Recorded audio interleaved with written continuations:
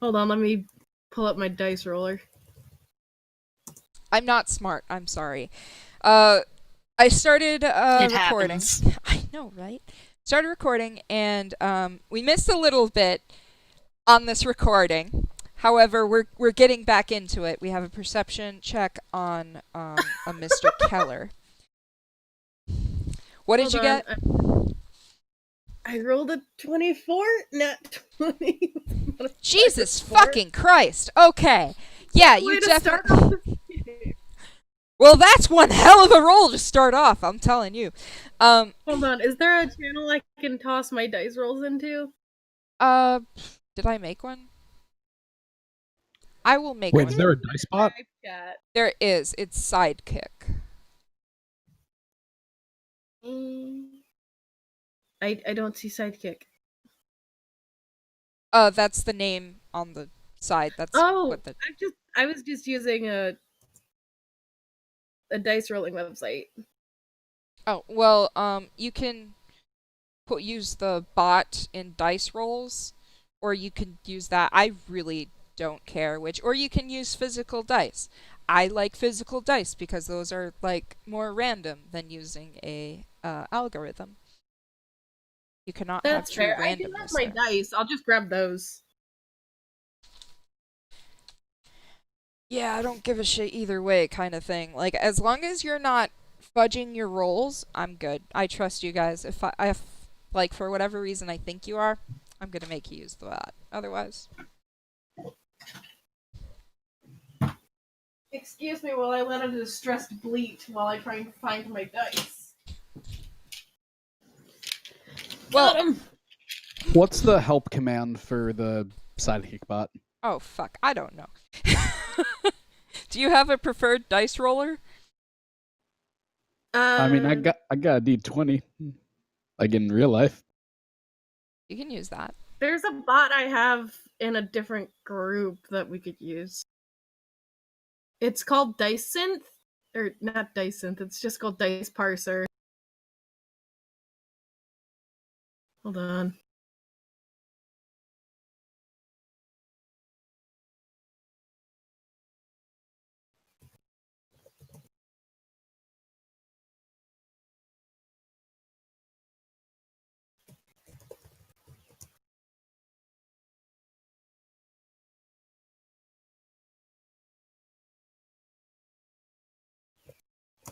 There.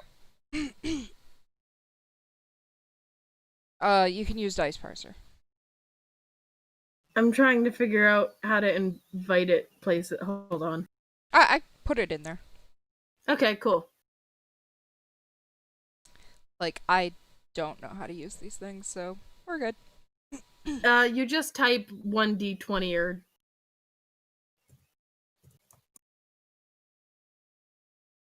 There you go. Oh, there you go. Okay, but I rolled Cool. a 24, so what do I see? Alright, so what you see is that there is indeed a chain around his neck that he tried to cover with, like, these. He thought they were ratty clothes, but honestly, they're, like, nicer clothes. They are. Um, so you see that underneath there's, like, a mark, like, sorry, a pendant underneath, and you can see that there's some letterings on it. He very much tried to hide this. He has an earring in both of his ears with a single, what looks to be some kind of pearl in them. And you can tell that the scruff he has, he, like, actually had to refrain from shaving. There's, like, some shave marks that you could tell he would shave it normally. Maya claps her hands together, and I'm using a character voice for her, so excuse what I'm about to do, butchering the French accent. I believe he can pay us. Okay, just to let you He know, doesn't it can't elaborate be on any worse than any of the voices I use. That's pretty good. So yeah, she said that he can pay you. I'll believe it when I see it. that. Didn't you see his necklace? He can have as many fancy necklaces as he wants. I want to see coin. If you say so. She 100% thinks he's some sort of, like, secret nobility or something. Okay, well, he rolled a 23 to hear you guys. So I think he hears you guys. Oh, I wasn't trying to not be heard. Neither was she. Okay, I thought you guys were whispering, but that's No, okay. she's still not hears smart you. enough to whisper that. Oh, sweet Jesus. Could I roll insight to see if I think he's being sincere? Sure.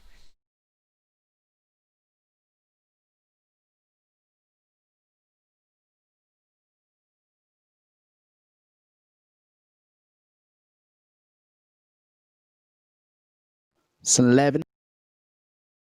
All right. You can tell that, yeah, he looks on the level.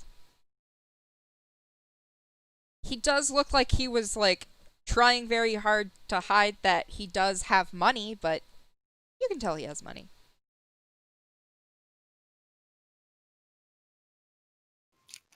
All right. Fair enough. So, what exactly do you want us to do? Well, you see, these folk, I can't exactly talk to them. I'm in a little bit of a pickle, let's say, as it is. That's why I called you guys. If you go in there and maybe rile them up a little bit, whatever's happening might show itself. There's a couple of... And then he just trails off. In mumbles and stuff. Rile them up. What exactly is it you want us to do? And at the mentioning of riling people up, Mercer gets just the worst grin on his face. Is it like a scary looking grin? Like, I'm going to talk to this guy? Or, ooh, yes. Very excited. Okay. Maya perks up. She's like, I've been told I'm very good at lining people up. Let's go. This Keller... is just the face she's making right now. She's just... I love your character. Keller kind of looks between Maya and Mercer and kind of just like nods, like he's like, please, let's do that. And tries to avoid Luciano's question a little bit. Instead, he says, listen, there's a certain social order, and you four would stand out quite well if you try to see what's going on. Then perhaps my suspicions would be correct. I think something dark's happening, and I think something's behind all this. And his eyes start to go a little wild. So let me get this straight. You want us to stand out as bait?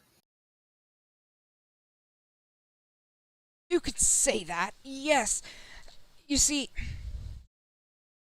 he just, like, fidgets a little bit.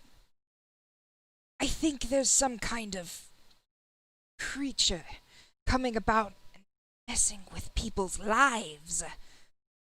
And then he kind of looks about again and leans in a little bit more. And you can tell that he's starting to get, like, kind of riled up himself. There might be some monster in the woods that steals them. There might be something off. You see, listen, those people, they come back, and they don't go to gatherings or anything. They get rid of their pets, even their livestock, and they don't buy any metal. In fact, they get rid of everything they own with metal. Iron specifically, and silver. Are they Fae? I don't know what's going on. That sounds like Fae. Could be a number of things. But, again, I don't do anything without coin. Oh, come now. Have you never heard of doing something out of the goodness of your heart? No. Fair enough.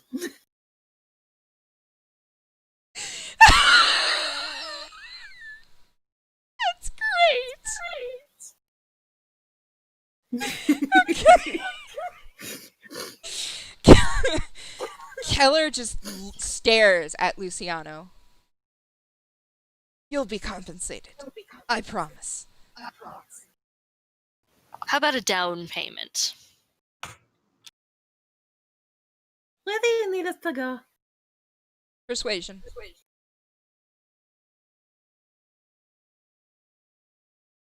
Luciano. 14. Oh.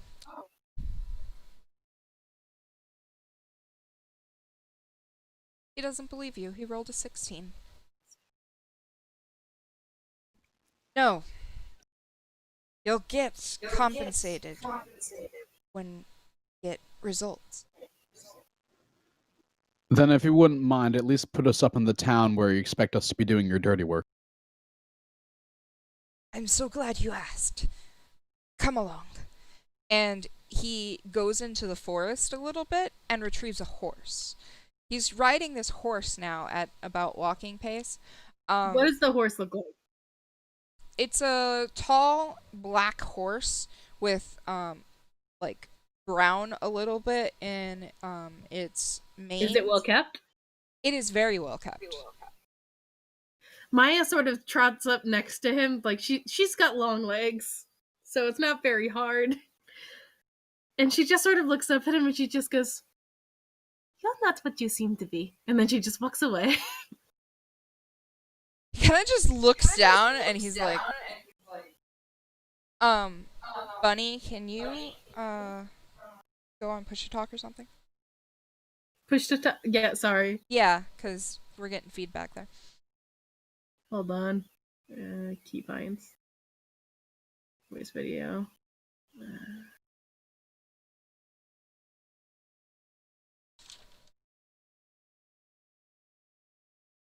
It's interesting what you're getting. Okay, we good now? Perfect. Oh, wait. What? Echo! Echo. Oh, was it Echo? Yeah. Hold on. Hold on, I'll put my headphones in. Yeah, it was echoing.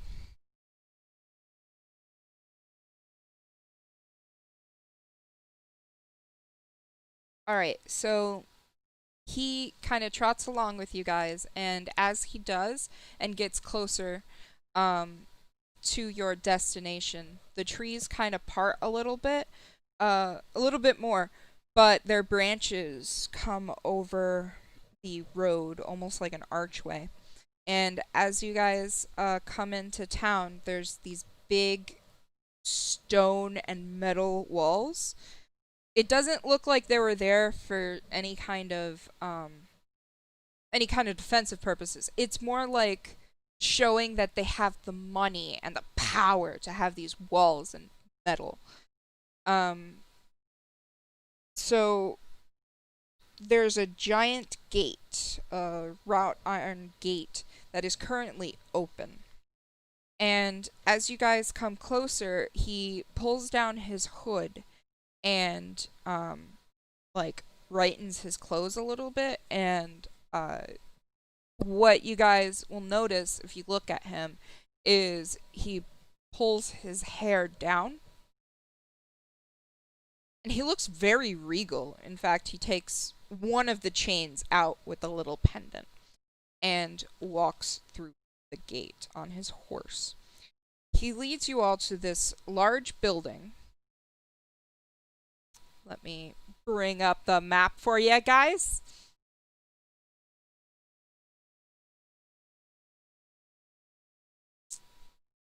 I put it in reference items, the city of Whitegrove, the town. Is this okay? I don't think I'm echoing, so yeah. Cool. You guys come in through the southernmost route, and you see as you guys are coming in, there's this giant statue in the center. with like a fountain around it as you go into the main area, main square, which is a rectangle. This giant fountain statue thing is a woman and a man. They're together and they both have a weapon. The woman has a quarterstaff and the man has a longsword. And it looks like they're about to do battle to some kind of invader or whatever. So it looks very powerful. And on the bottom of the statue is emblazoned a giant H. Hello. Hey, you missed some. Yeah, I had to eat dinner. Not much, though. Yeah, we'll key you in just a little bit. So, as he comes in, he looks around. There's not many people out because it's raining so frickin' hard. And he beckons everyone to this big building that's just slightly off to the side. And it is huge, actually. It's about 3 stories, and it has different, like, stained glass for windows. And it's cobbled stone for the first level, and then it's, like, this dark wood on the second and third levels. The door is a huge, heavy oak door. It's something magnificent, and the doorknob is not a knob, but the chain to pull it is iron. He goes, hitches his horse, jumps off of his horse because he's very good at horse things. Yep. He opens the door.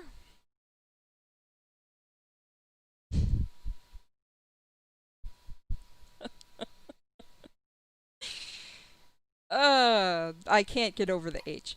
So, he opens the door and ushers you inside. He walks up to a bar. There's a barmaid there, and she is rather plump.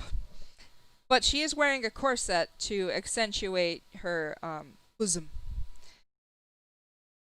So she sees Keller walking in, and she's like, "Oi, Keller! Who do you have there?" And Keller just kind of laughs. "Well, Juliet, where's your brother?" And then a man comes out from behind the like where the kitchen would come out, and he gives a little wave. He looks almost exactly like Juliet. Almost. Except he's not wearing a corset. He's not wearing a corset. He's Damn. taller, and he's not like he's pretty toned. Juliet. Oh, so he's a bear. He's a bear. He's not hairy. He's rather, nicely kept. Bears aren't toned. Well, he said they said that he's like Juliet, but kind of toned, so I imagined like round-bodied, toned arms. Oh, yeah. Yeah, no, I can see that. Totally. So is he thick or no? They are both quite thick. Like, put Okay, a cool. third C Maya on there. is delighted. She is delighted in the curvature. It's quite nice. Like, they're not fat. They're just wonderful to look at, and they're not skinny. They're plump. Oh, they're good looking. Wait, you've seen me, Civ. Like, my body type or bigger? Just about yours. Yeah, just about yours. Okay, cool. They've been doing their squats. Bruh! Yep. They know what's up. They know what's up.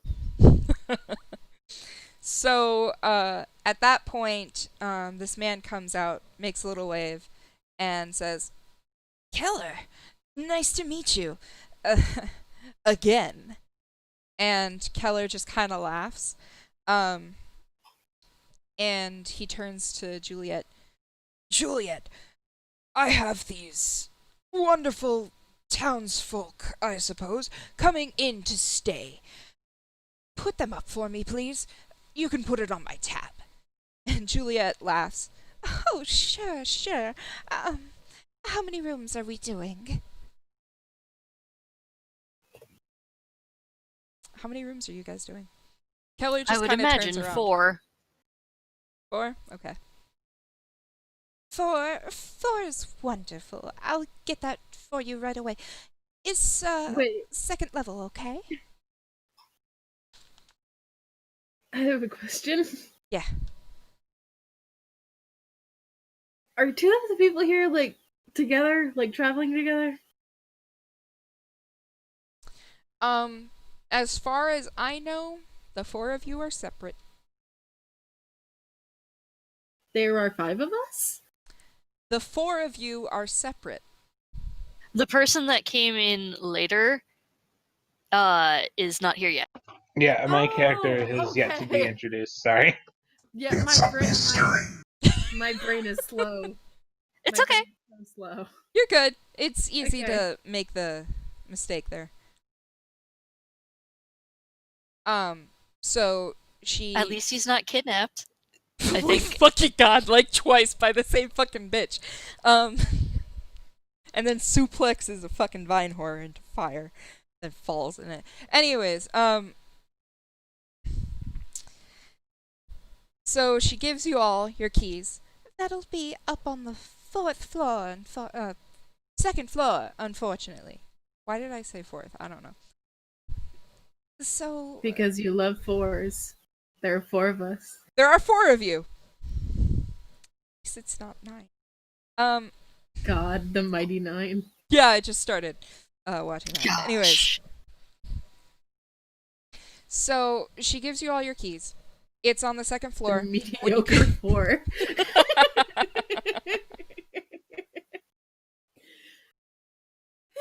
Okay.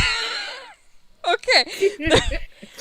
Once you get to the top, you guys don't have to go there yet, but her directions are once you get to the top, it's going to be the 4 all the way down. There are only 5 rooms on the 2nd floor. Or the 3rd floor? Whatever. 2nd floor. I said 2nd floor, didn't I? You did, but I mean, it doesn't matter. Okay, whatever floor. Doesn't matter unless we're leaping out windows. You got me there. I lost my train of thought. Shit. Yeah, it does matter to Luciano and Fetish. Yep. Luciano has a window fetish. Good to know. That You only don't even know. happens twice, okay? And all the mud, though. Gosh. Good thing in the area. So she tells you where they are, and Keller nods, and he tells you if you need anything to go find him. At that point, Wait, where can we find him? you'll have to ask Juliet. He's like, you need me? Ask Juliet. Wait, what's Juliet's brother's name? He did not tell you. No.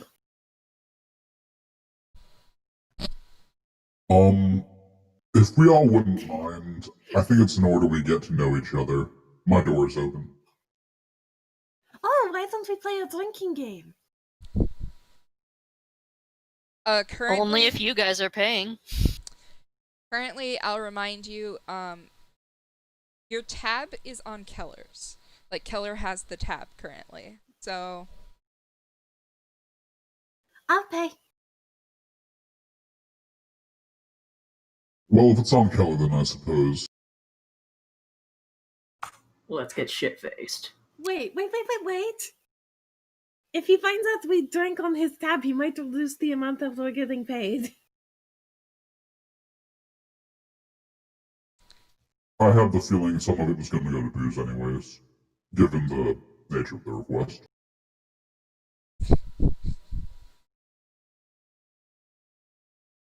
There are several tables you can sit at. There's a couple of open ones. There are patrons in here, but they're kind of like, they look like they're regulars, just kind of hanging out. It's not really a good time to be in the city, considering it's like about 1 a.m. These guys are night owls. So not a bad time so much as it is just an unusual time for people to be awake. Very unusual. So, like, why would there be not a ton of people, but there's a good handful of people there at dead of night. One in a booth kind of brings out your attention because he's not human. Can we tell what he is? Would you like to walk over there? I mean, it kind of depends. I'm assuming it's not something you would be able to tell at a glance. Nope, but you can tell he's definitely not human. You just don't know what he is from by the bar. So he's big, is what you're saying. All I said is you can tell he's... But from a distance, that leaves a few things. Yeah. Okay, Maya goes over there. She's not too smart. Perception. Okay, hold on, let me roll. That's another 14. Alright. You do see this person as you are getting closer to him. Because he's not trying to hide so much.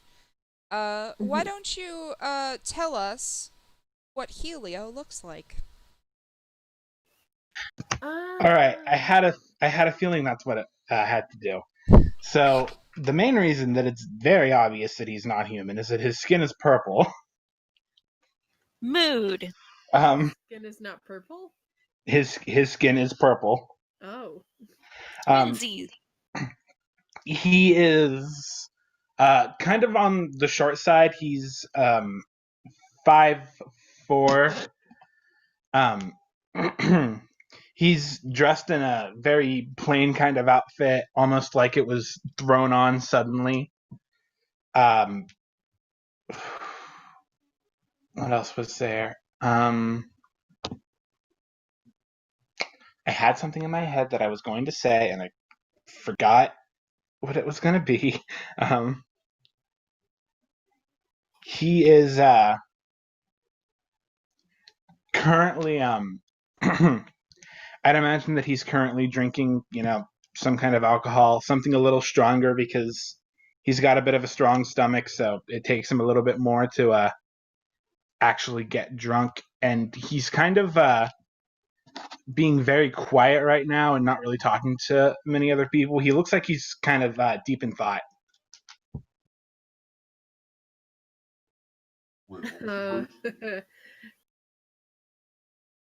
Maya is probably the friendliest of our group, so probably a good thing she's the one who came over there. Maya claps her hands together and how big is the table he's sitting at? It would be enough to fit most of you. Cole might have a little bit of a hard time finding a good seat, but it's okay. You can pull up a chair. She claps her hands together and says, hold on, let me get back into character voice. Hello, would you mind terribly if we sat with you? He kind of looks up in surprise, almost like he wasn't, expecting someone to ask him that, and goes, yeah, sure.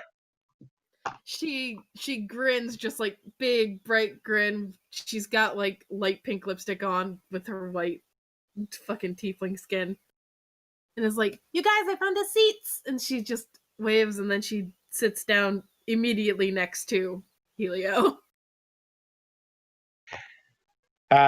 He's gonna look over to her, kind of, surprised that there was a stranger that was so friendly, and he's going to say, do you mind if I ask your name since we're going to be spending some time together, apparently? She grins and she nods and she says, I am Maya Heitzler.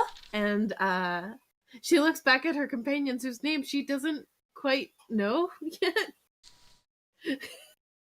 She's not the best at remembering stuff, especially if she's not fully paying attention to what they're saying.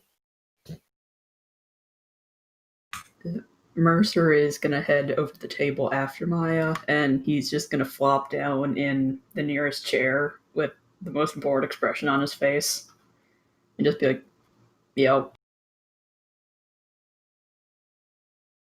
All right, so we have two people, Helio. Yeah, Luciano's gonna go and sit down as well because the whole promise of a drink that he doesn't have to pay for.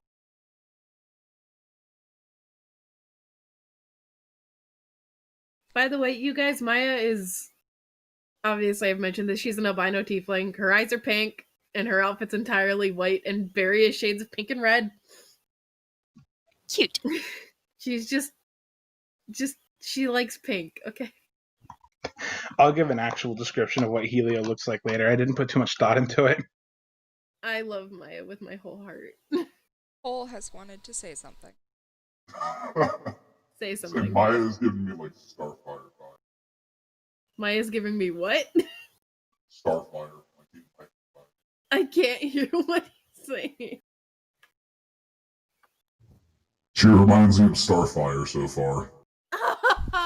Yeah. Sorry, I gotta hold the mic closer because the voice changer is muddy. It's a deep ass voice. It's a deep ass voice. Oh, it's so good, but it is a little hard to hear sometimes. But yeah, Maya has sat down. She's 6'9". Oh wow! Jesus fucking Christ, you guys! Tieflings are tall. He's going to look to Maya with a smile and say, my name is Helio." And then he like kind of pauses for a second, and then you goes, mean like the sun? Well, no, actually, my full name is Heliotrope, like a flower, like the flower. Oh, that's a very pretty name. Thank you. My name is Helio Asclepius. It's nice to meet you all.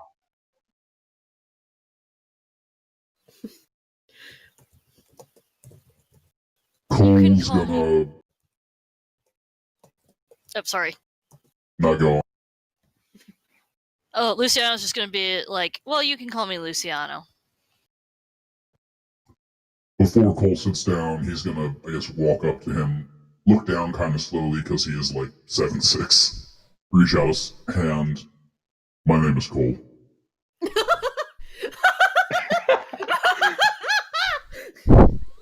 He's gonna reach his hand up and shake it and say, nice to meet you, Cole. How much bigger is Cole's hand than his? I must know this. It's probably pretty big. It's as big as his whole body? I mean, he's a goddamn Goliath, so significantly. Big boy. And he's 7 foot what tall? 7'6". So he's like a couple inches taller than Maya. Like about a foot, I think. Maya's 6'9". Okay, half a foot. Yeah, half a foot. Okay. 6 inches taller. This is not required, but you can totally put stuff in the PC info thing because I'm just curious. Like, how tall are a fucking group? I mean, PC info. I mean, hell, the Goliath is as tall as the giant alligator I play in another session. Do we know what race Helio is now? And literally, yes, it was just for the meme. Seeing it written out, you might understand. If he did end up asking, if someone ended up asking, he probably would tell you. It's not like a big secret for him or anything. Oh, no, I just meant, like, now that we're closer, can we tell by look?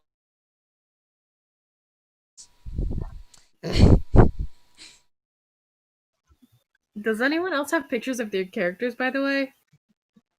I think I'm the only one. Mine's up in reference items. You can see mine. Yeah, It is I pinned. saw Purple Thief Boy. It is pinned. I don't. So. Oops, sorry. I don't because I am not good at art. If you guys can give me descriptions, I can draw your characters.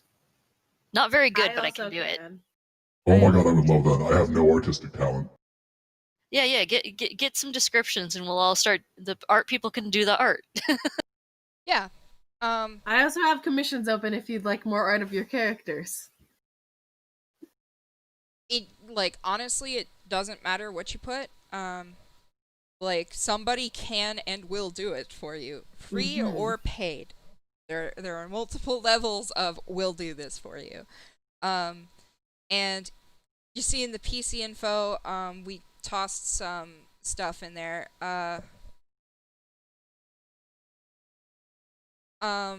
Reese, you know how the ones that the way that we do it.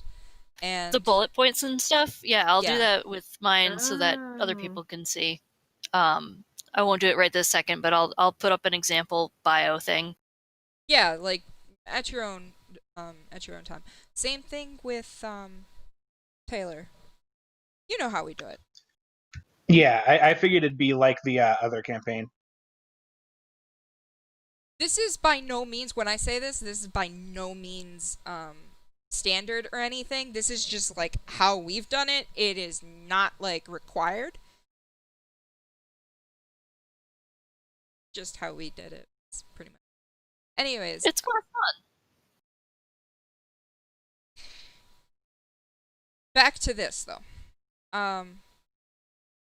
Helio did not say his race. All he said was hello, basically, right? Yeah, it is kind of well, I'll be fair, it's a homebrew race, so it probably wouldn't be something a lot of people would know off the back of their head. Nope, you are exotic. The only races that are obvious here is the Tiefling, the Goliath, human.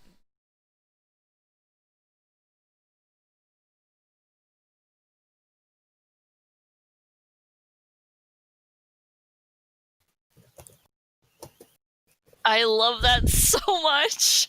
Jesus fucking Christ, you are amazing. I can't even right now.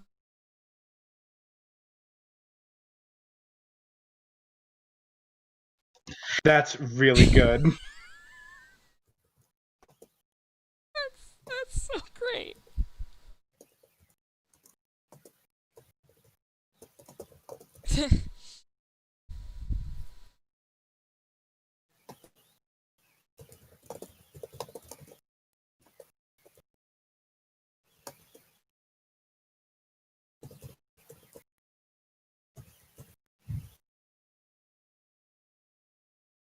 So anyway. Sorry, I'm writing down stuff. Okay.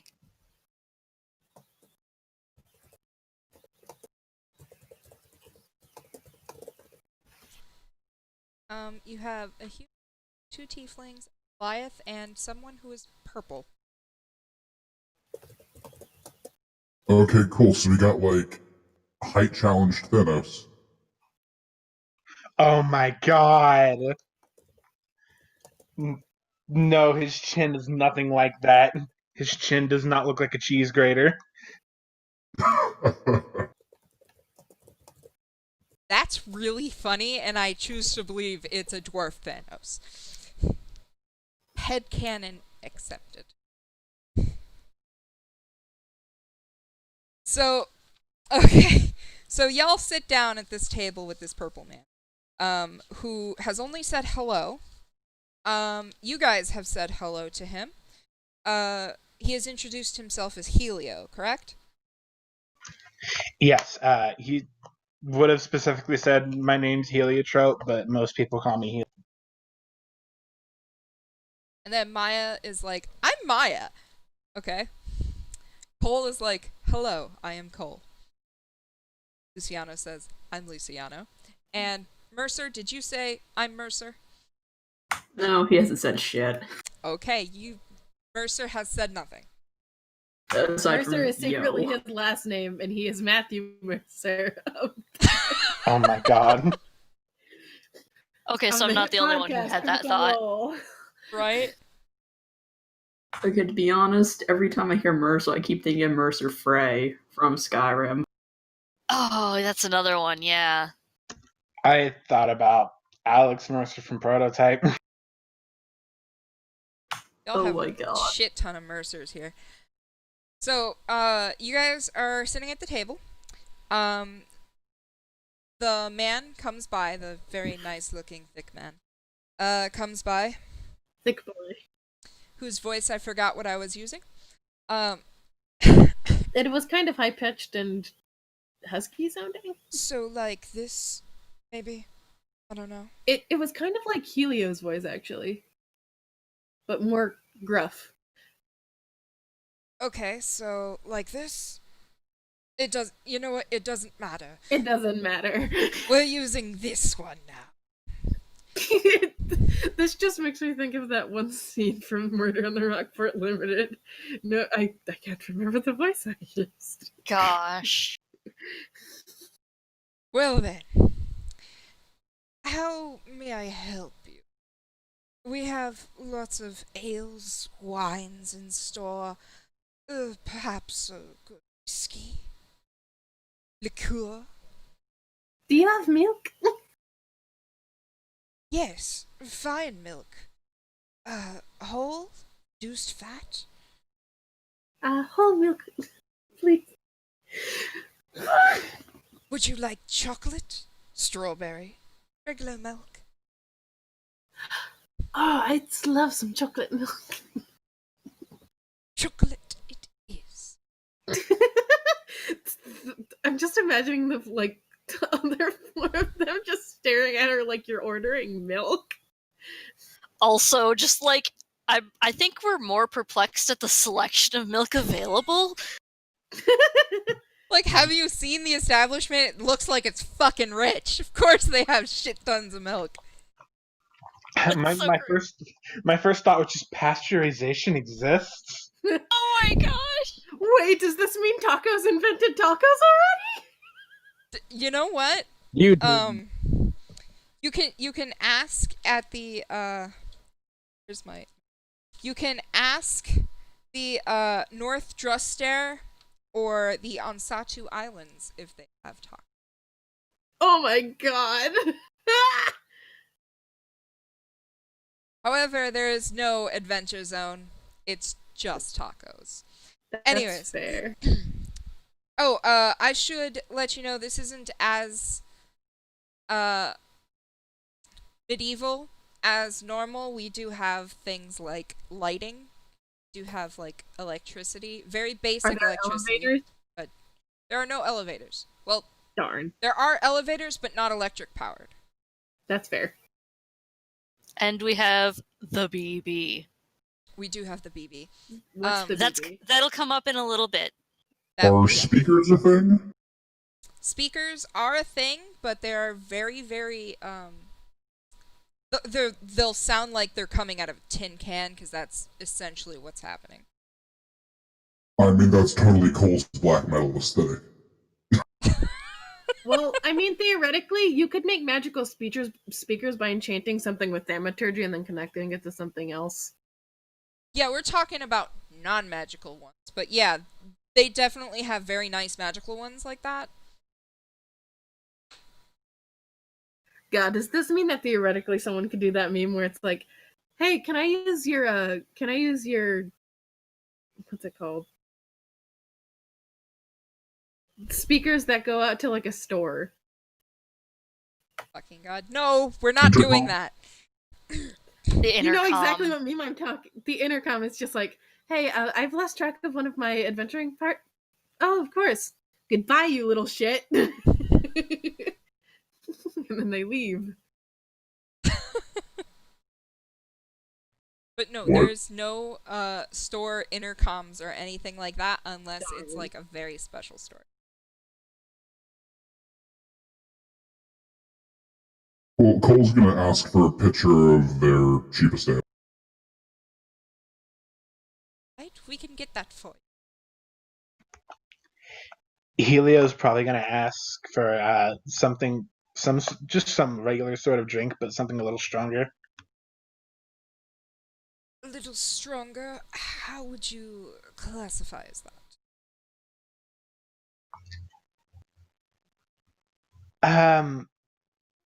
Imagine something that would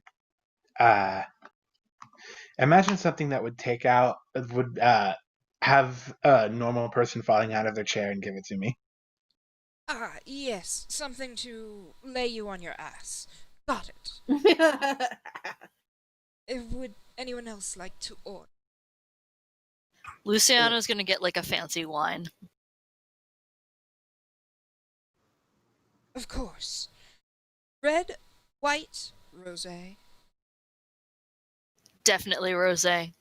I can't believe rosé wine exists. Yeah, Mercer wants a shot of the strongest shit they've got. Well, that would be the dragon's teat. What? Damn, What's that? that is an intense sounding name. Are you quite prepared? Teat, as in, like, yeah, the second one, not teeth. Titty. Yes. Titty. Dragon titty. The nips. Dragon nipple. The Dargan nips. Hey, I wasn't sure if I heard you right. You're good. This is what we get for having a furry as our DM. Bless. Yes, so would you like the dragon's teat? Is that what you're asking? I recommend probably signing this waiver. And then he pulls out, like he's wearing an apron, so he pulls out a paper and a pen, and he puts it on the table. And it essentially says that they are not liable if you are hurt, maimed, or die from drinking this. So, Mercer's gonna stare at that for a second. He's gonna go back to the guy taking orders. He's like, "This won't set me on fire, will it?" Possibly. We don't know. Some people react poorly. Yeah, shit, why not? Give me a shot of it. And then he signs the paper with some of the worst handwriting you've ever seen. The man takes the paper, looks at it, signs his name on the paper as well as a witness, and it says Jules, as in, person.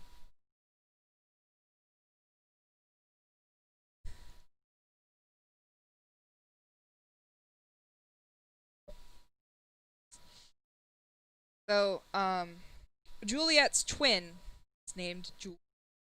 Now know that. Is that their full name, or is their full name like Julian? That's their full name. Damn. Okay, so a town full of pretty people who are also wealthy. Maya's just like, damn. It is a very nice town. So, Jules stands up, clears his throat. Will that be all? We also have food. Would you like me to get you dinner? Night snack? Ah, oui. Yes. Maya just sort of like puts her head on her hands and she looks up at him with them big ol' eyes. He's rather taken aback, like he's like, I have no idea what to do. So he just kind of slowly steps away and leaves. She just said yes and looked up at him. What do you mean? Like a tiefling, an albino tiefling looking at him like that is like, oh, I'm not okay with this. It's like, I'm terrified. Like, think about all these creatures, like, asking for these weird-ass, like, requests from him, and then some guy's like, I'll take the dragon's teat, and he's like, holy shit! Here, sign a waiver. Mercer has very little self-control. I think the funniest part about this is the fact that she's probably the least scary of them. Yeah. Yeah.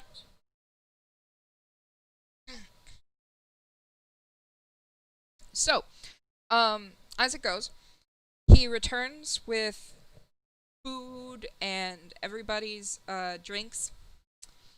But when he gets to Mercer, he has this almost thimble-sized shot glass and puts it right down. The concoction is a deep brown, like it is almost black. It smells like tar and oranges. Part of me feels like it's just it smells like tar, and he like squeezed an orange in it to make it smell less terrible. You would be correct. Okay, so Mercer's gonna look at it for a few seconds. Look at Jules for a minute. Then he's gonna pick it up and down it. The who is there in the inn are staring at Mercer as he does this. Mercer, would you do me a favor and make 4 constitutions? Checks. I almost made a joke earlier that we were gonna have to roll con saves in the fucking tavern, and it fucking came true. Yeah. I mean, that's just par for the course. 4 saves. But yeah, par for the course here. So is this a town just full of people or elves or what? It's mostly humans. So far you've only seen humans. Elves are people too. Elves are people too, however, there's mostly humans. Mercer, can I get those constitution saving throws for them? That's a d20. Rolling in the dice gen right now, sorry. Oh, yeah, no, that's fine. I actually don't keep that open. There's a lot of spamming. Okay, that's a good one. That's okay. Also okay. Okay, so when you drink it, you get like this kind of burning sensation in your mouth, but it's actually quite smooth. Like it's got this mouth feel, kind of like milk, but you feel this burning sensation that goes down your throat and into your stomach, and it sits there, and it coats the inside of your stomach. It doesn't matter what was in it, but it's just coats it. It's you ever had Pepto-Bismol? It's like that. Then you get hit by this horrible sensation in your head. It's just, you're squeezed in your head. And, you kind of get a little dizzy. And then the third wave comes on. Sorry, the first wave was that. The second wave, was the dizziness in your head. It's squeezing. You're wobbly, and you like need to hold on to like figure out which way's up and which one's down. Your third wave comes on, and it's just like fire inside your mouth that goes up into your ears and your sinuses and like your eyeballs, and your stomach just feels like it's going to like turn over. And the fourth wave, you're almost knocked right the fuck out. You're dizzy, you're kind of sleepy, everything's moving, you're just having a grand old time. Like, your mind is in such a state of euphoria. You're like, man, this is great. I love you guys all the time.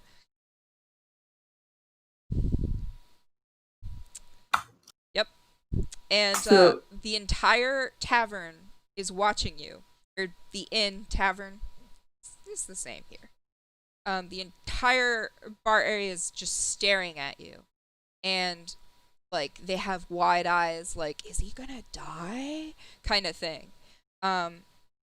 Physically, you look fine, but towards the end, you actually start getting, like, this, reddish, and then it goes to black on you, so your skin looks like it's actually burning. But it's not. It just looks that way. Enchanted to look like that. Cool. At any point throughout this, is Mercer just gonna start breaking into hysterical laughter? That's one way to do it. Because if it's a possibility, he's probably gonna start laughing like a hyena at some point. That is completely fucking frightening. Please roll an intimidation check twice. For the laughter? Yep. I mean, think about it. This guy looks like he's being set on fire, right? But there's no fire. And then he's laughing like a hyena. Yeah, that's pretty scary. Fucking terrifying. So that is certainly unsettling. It's 1d20, right? 1d20 plus your intimidation. Okay.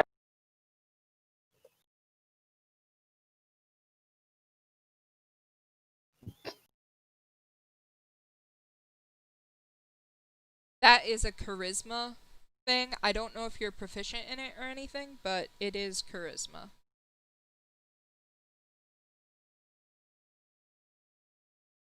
Okay, everybody just kind of looks at you and starts laughing, like this is fucking ridiculous what I'm looking at. Wait, so which modifier do I need? That's just charisma. So I screwed up that roll. Are you proficient in... Yeah, I am. Okay, so it's +3 plus your charisma as well. Oh, okay. You can re-roll it. I need 2 checks from you anyway.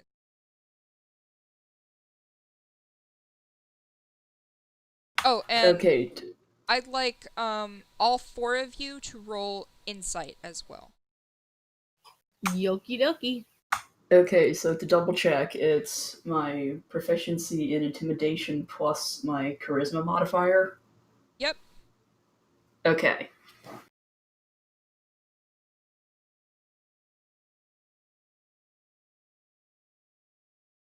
That's 12. 2. I got a 17 for insight.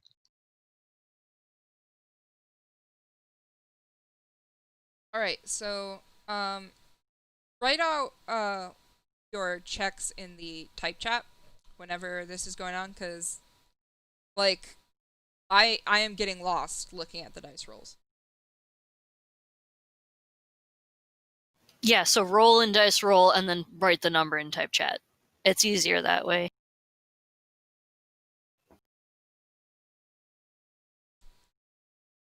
Okay, so everyone but Helio is really like whoa, what the fuck is going on here? And everyone, okay, so one, you guys were like, what the shit's going on here? I'm concerned, what the fuck? And then after that, when the blackness starts going on with the laughter, you guys are freaked right the hell out.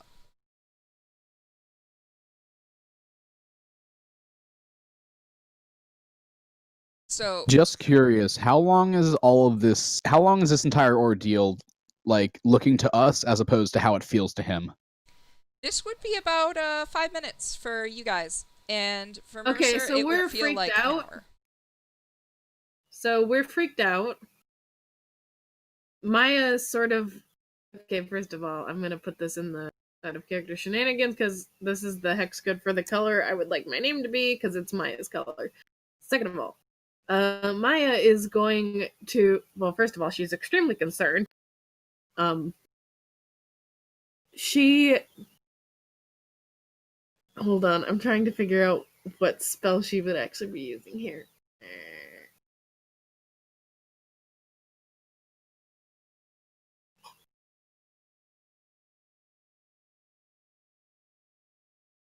Does she have anything that would help with this? I don't think so. Well, like, all 4 of you are just freaked out and scared of this guy. Just like, what is scared happening. of him or scared of what's going on? Scared of what's going on and concerned, like, is this guy okay? I'm scared. What's happening? I don't want to be in this situation.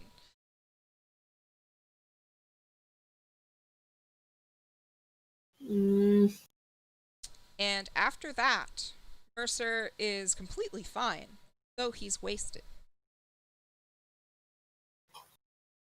Oh, like, she's like frantically trying to figure out what she can do and comes up with nothing. And she's like, Lord. So Mercer's now just absolutely wasted? Absolutely. Okay, so after he finally stops laughing, he's gonna try and say, that was some good shit, but you can't really understand it because it's all just syllables of confusion.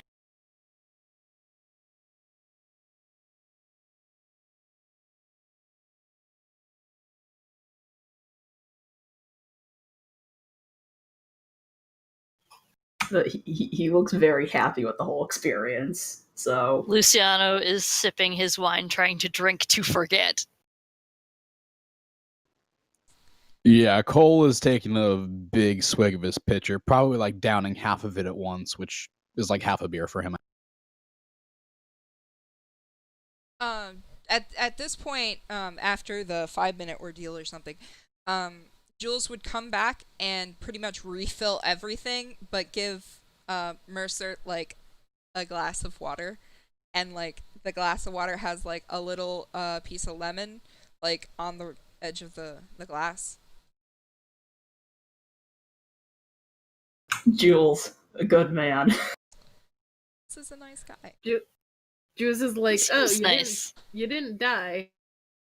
So. Oh, but yeah, I drew up how she looked up at Jules. Yeah, that's fucking frightening to him, so. Scary! She's so scary! Look at her, that's terrifying. Yeah, well, you're like this white demon motherfucker coming in here and doing that, and he's not happy serving non-humans because he just hasn't seen them before. So he's racist. Well, it's not so much racist as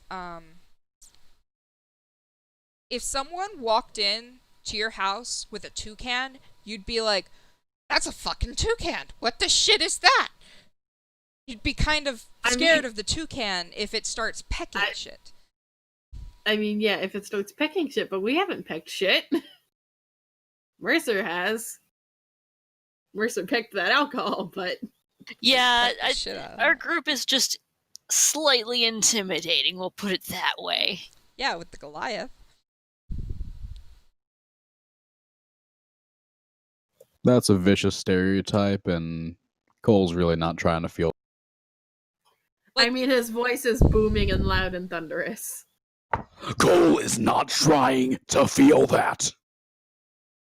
It's so funny because she's like the least intimidating one of them, and he's like, "No, begone, demon."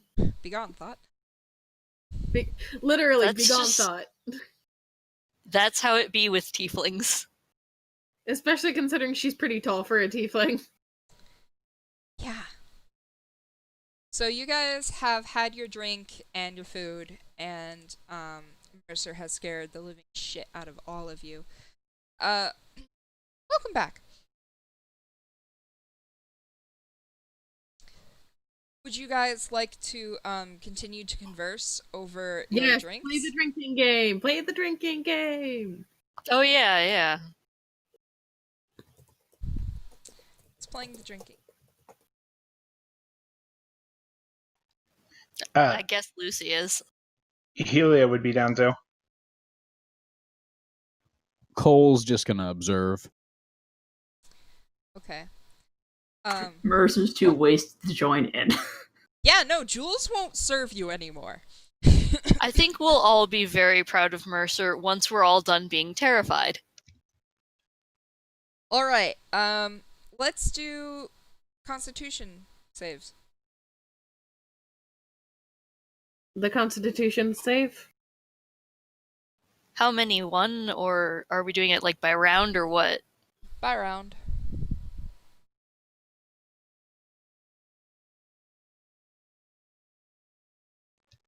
So you said Constitution save, right?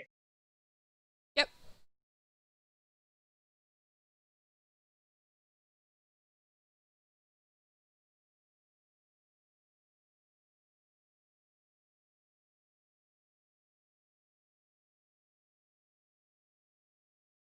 Jesus fucking Christ. You should save that 20 for something else. Whoa. Hey, at least Mercer can hold his liquor better than Tim. No fucking shit.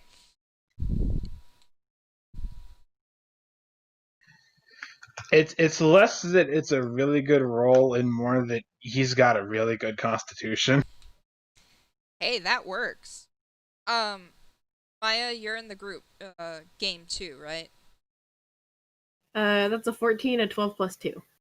So I'm gonna put that in the type chat. Okay.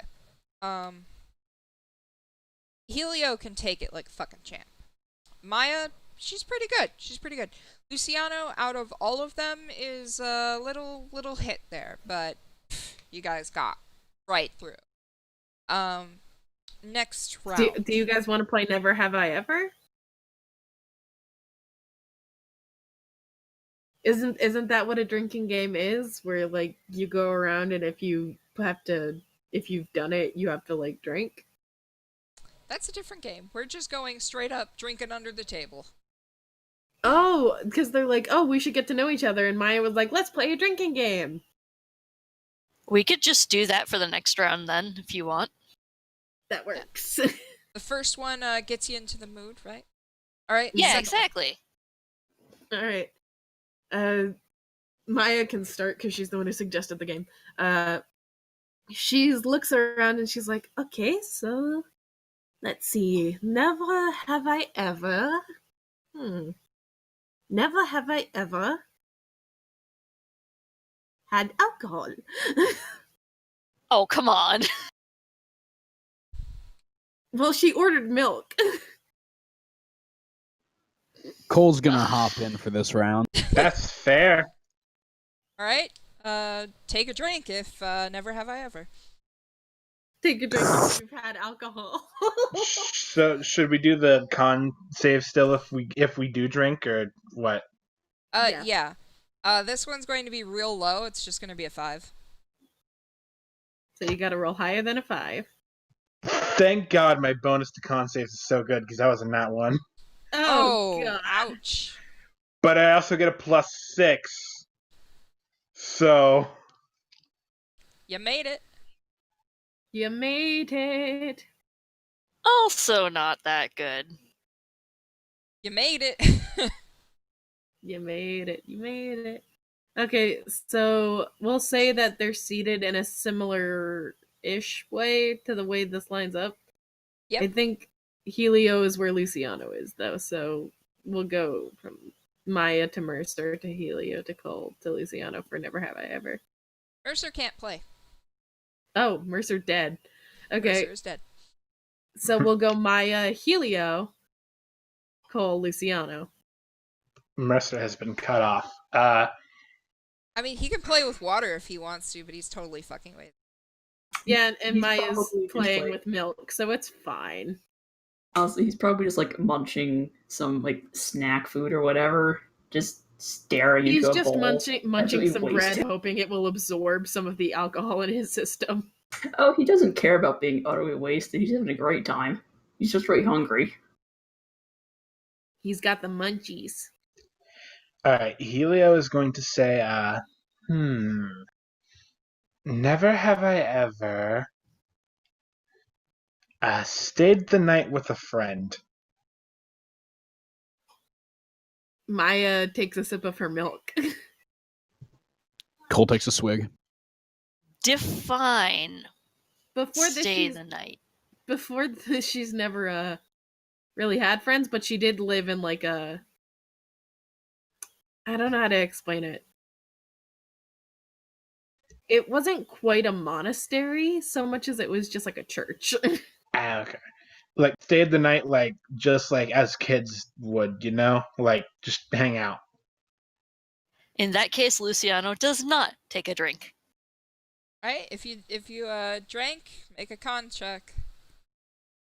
Do I still make a con check even though I'm drinking milk? You're fucking drinking like drinking. Don't even go there. You're getting some fucking alcohol in your system. So we're just gonna say someone's like, you've never drank, and they put a drink down in front of her. Yeah, if you want the milk thing, you get rum chata. How about that? Yeah. They just pour rum chata into her chocolate milk. She's like, well, all right then. Boom, Kahlua and chocolate milk. You're good. That sounds good. Okay, I'm gonna roll 17. 15 plus 2. All right. Anybody else drinking that round? Luciano has not stayed the night. He has, however, stayed the night. He's fucked. He's boinked. Of yes, course we he get has. it. You're very horny, Luciano. Oh, you should see some of my other characters. You should see some of the other characters too. It's like, of course he has. Anyways, okay. Oh, wait a minute. That's Reese. Right? Yeah, I can't believe I didn't recognize your voice until just now. Oh my gosh. Yeah, all of your other characters are horny assholes. Oh yeah. You should see Victor. Anyways, you guys all make the save. Next up is Cole. All right. Never have I ever killed anyone. But I should hope. Maya does not drink. Helio also does not drink. Well, yeah, he doesn't drink. Okay, Luciano makes it. Cole, have you ever killed somebody? I said never have I ever. Okay, sometimes it's like they're like never have I ever and then drink it because anyways, Luciano, it's your turn. They're just bad at the game. They're really bad at the game. Give me a sec.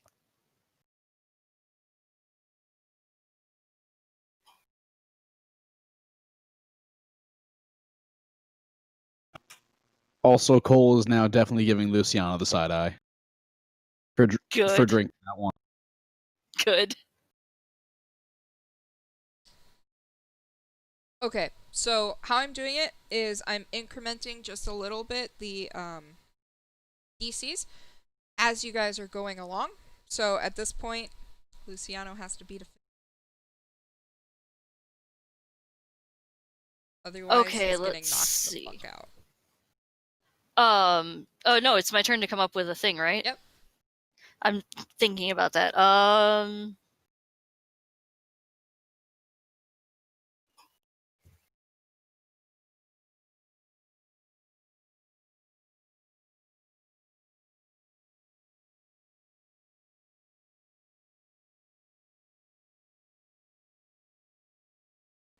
He's just gonna come up with some random thing like, never have I ever eaten a kiwi.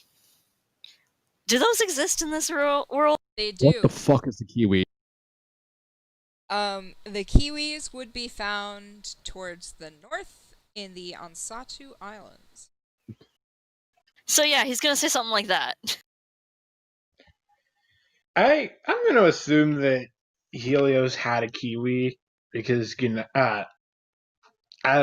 this is out of character knowledge, but he is like a Fey ancestry kind of thing, so I'm assuming he's had a kiwi at some point.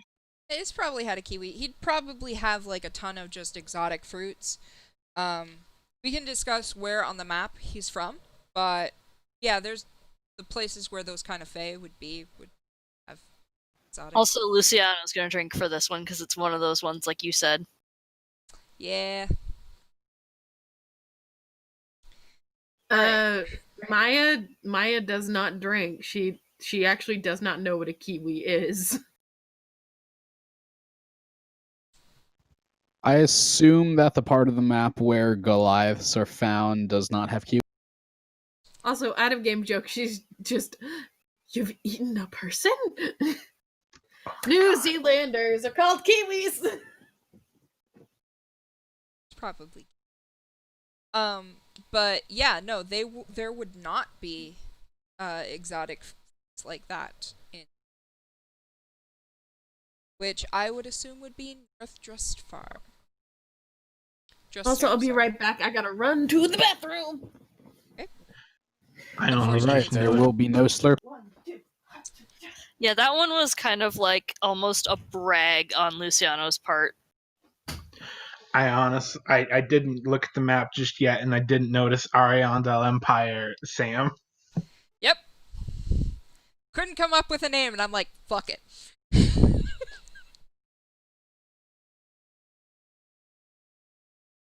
And if you, like, know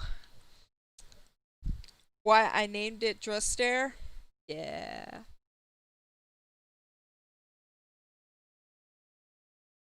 By accident.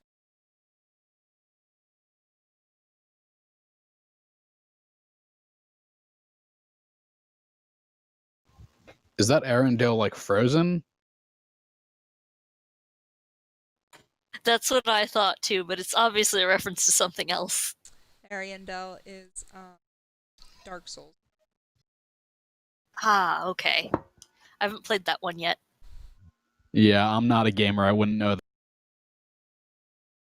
Yeah, the thing is, there's a painting that you go into, and it's the painting of Ariandel.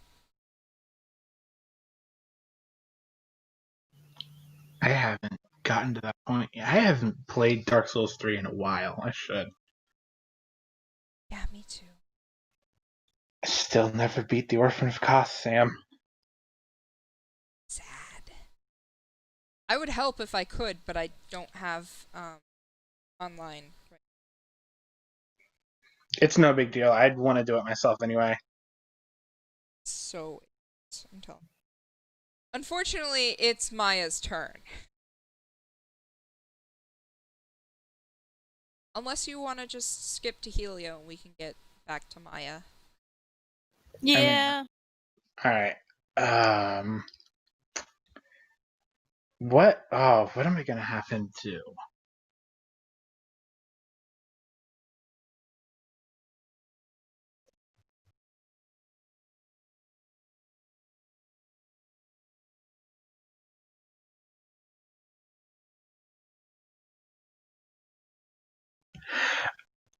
Okay, this is also going to be one where he ends up drinking with it. He's going to say, never have I ever eaten rotted meat. Cole is definitely drinking. Yeah, Helio's also drinking. Lucy's not drinking. He's just kind of got this kind of like slightly grossed out face.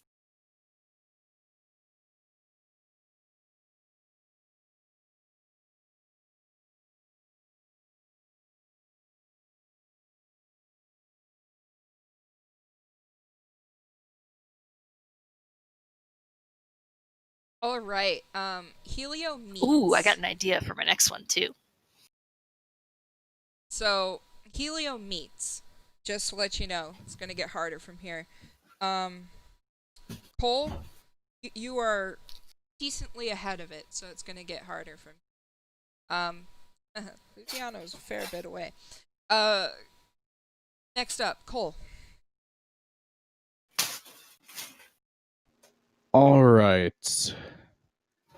Never have I ever drank to the point of blacking out. Yeah, Helio's not going to drink to that. Luciano. Oh, okay. You make that one with ease. All right.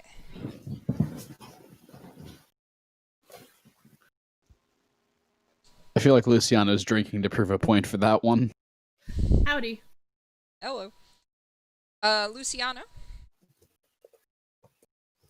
All right. Oh, right. Okay. Never have I ever consumed long pig. Long pig? Do you mean pulled pork? Is that like short rib, but longer? No, it is human meat. What? Yeah, he's not gonna drink to that. Who here's a cannibal? Apparently Luciano. Shit. Okay, you meet that, it's Wait. going to get a lot harder now. Actually, before he drinks, he's going to say, "Does blood count?" Sure. Okay, never mind. He's gonna drink. For fun.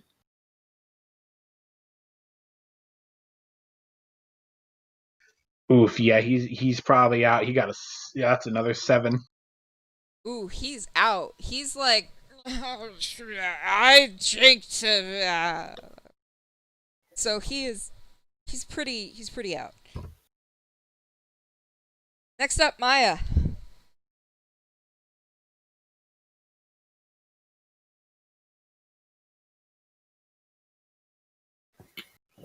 Maya, are you there?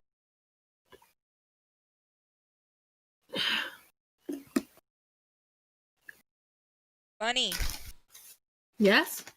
it's your turn. Oh, okay. Maya looks around at the few remaining people.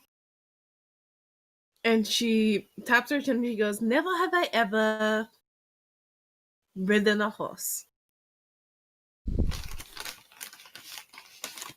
All y'all bitches that rode a horse better fucking drink. Okay, what the shit? How do you keep making these? I don't know.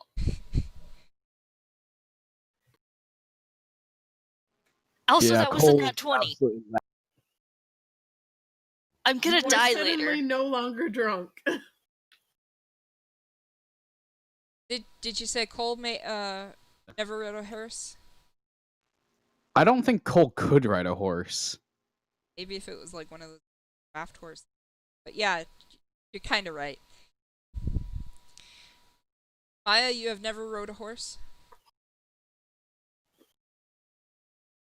No, she's never ridden a horse. Right? Cole, it's your turn.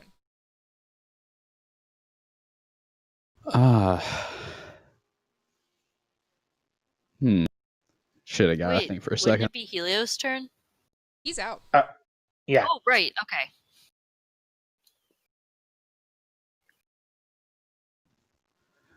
Never have I ever cheated a man out of his money. Right? If you cheated a man out of his money, roll. Maya does not drink. Was that yours, the 16? Yep. You're out! Okay. You also are just like, that was an accident.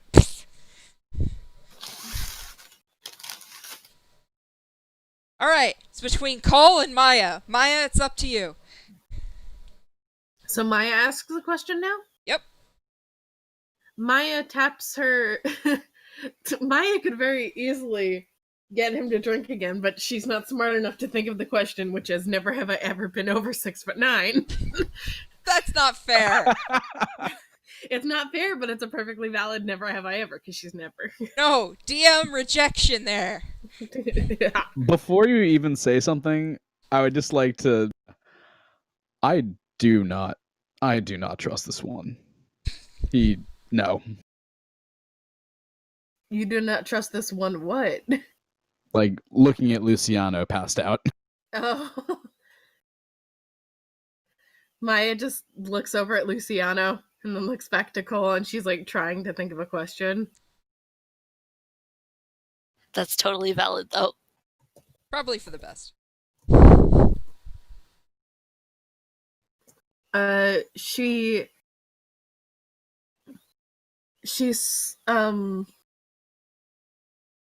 She looks like she's thinking very deeply, and then she sits up a bit and she says, "Never have I ever used used. I can't. Oh God, brain. You had it a second ago. Never have I ever used a. Not a hammer, sharp. Axe? Yeah! Oh my god. Never have I ever used an axe. Oh fuck! I guess she can probably see like the axe somewhere on my person. I actually didn't know if he had an axe, but he was big, so I just thought maybe he had an axe at some point in his life. Good call. He did not state that he had an axe, so. I didn't know that he had an axe. Exactly. So, we're gonna mulligan that one because, like, it's obvious there. So, go ahead and try another one. Okay. God, Like, I don't want it to be unfair to someone.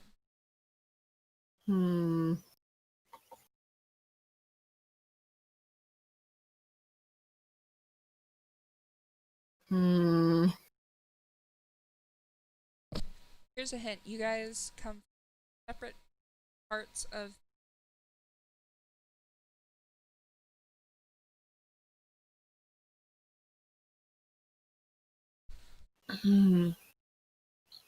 She was raised by humans. So you would be the Ariandel Empire. He would be in Rustair. Never have I ever seen snow. I don't know if that would be a thing. You would not have seen it, and he would not have seen it. Really? There's no snow in the there's no snow in the north? No. The north is warm, and the south is cold. Oh, I thought that was just the island. Oh. Yeah, same here. It's a little different. Reasons. All right, so Cole does not drink. Neither does Maya, so it's his turn to think of a never have I ever. Okay, quick question. Would you say that you're in the mountains when you lived with your clan? Yes. Like the top of the mountain, or like in the valleys? I'd say like maybe like just kind of like around the mountains in it, on it, like just kind of the general area of the mountain. Definitely Okay. not like the tippy top. Yeah, then you wouldn't have seen snow. All right.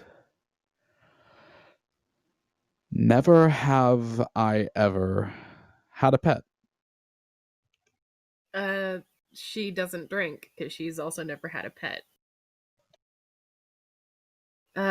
She sort of sits up a little bit, and after thinking a moment, she looks at him and goes, "Never have I ever been kicked out of a bar."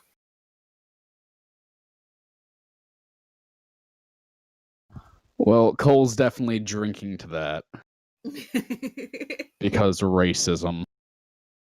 Oh. Aww.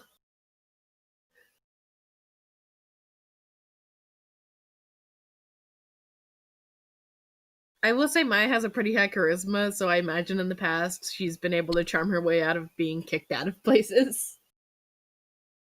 And Like, her Cole bonus is like grade A +7. fuck.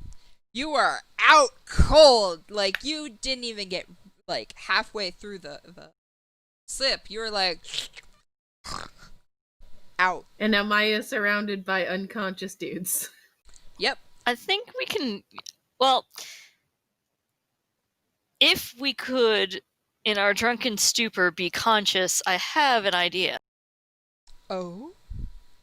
I have someone that has yet to be introduced. Why? Oh.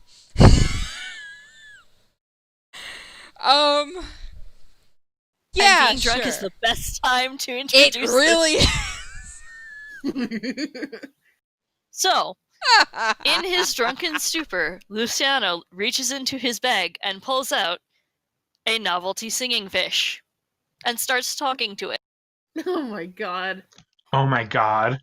This What is the fuck? Boogie Bass, and it is his god. How much does Helio weigh, roughly? I think it came out to 130 pounds. Okay, I'm trying to figure out who all Maya could drag up to their rooms easily. Definitely not Cole. Oh no, Jules and Juliet will do it. Oh, okay. Are you going to activate your deity? Well, he's talking to it, so probably accidentally. His deity is the fish! Holy shit. Yup! Maya looks vaguely uncomfortable.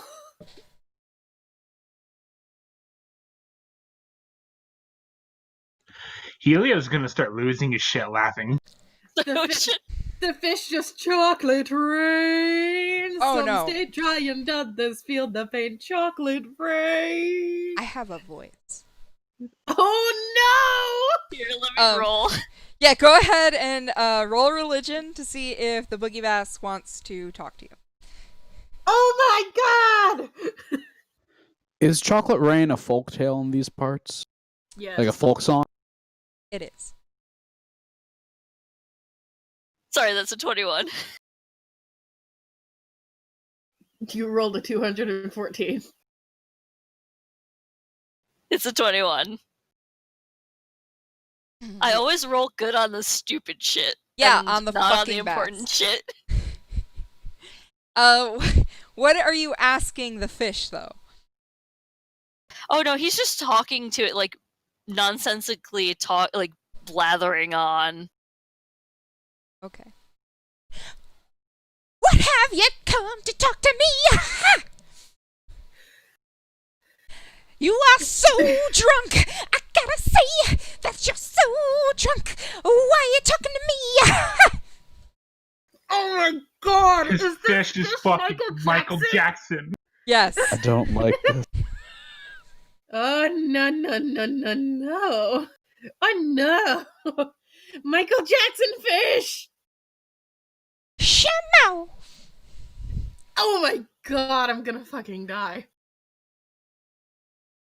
You come and talk to my power, and you come, for no reason. He is just still not making any sense because he's just flat out drunk. I tell you what, you call me again when you're drunk. I'ma slap you. How? And the fish kind of like shakes and then actually slaps Luciano. He just kind of like holds his face like, ow.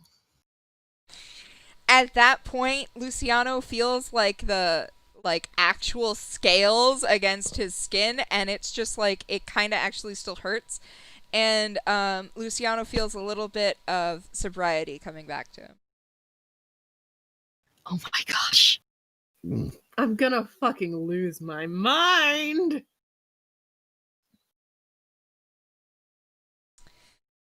So there you go. That's the singing Boogie Bass. The singing Boogie Bass. It's his god. So if it was actually singing Chocolate Rain, Cole is definitely like singing along kind of in his sleep. It would not sing that because the person who's talking to him currently is drunk. However, he is a deity, so it's totally possible to commune with him.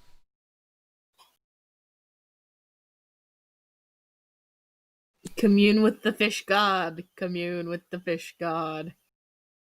Honestly, you're saying this, but I'm just imagining his holy god form just looks like the hot fish guy from Legend of Zelda. Oh, sweet Jesus.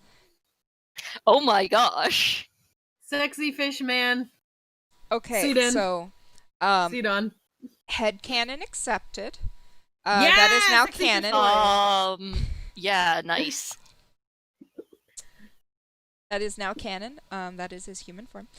You guys are all like fairly fucking drunk.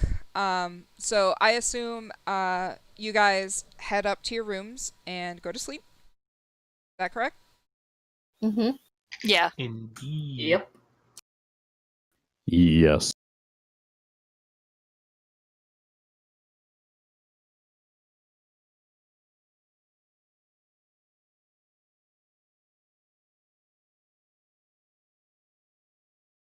Alright, so you guys have your long rest. I don't think it's really to matter so much, because you didn't use anything.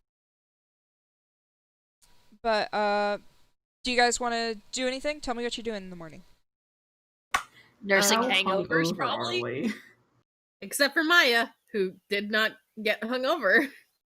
You're fine. What did Luciano, Cole, Mercer, and Helio want to do? Helio first?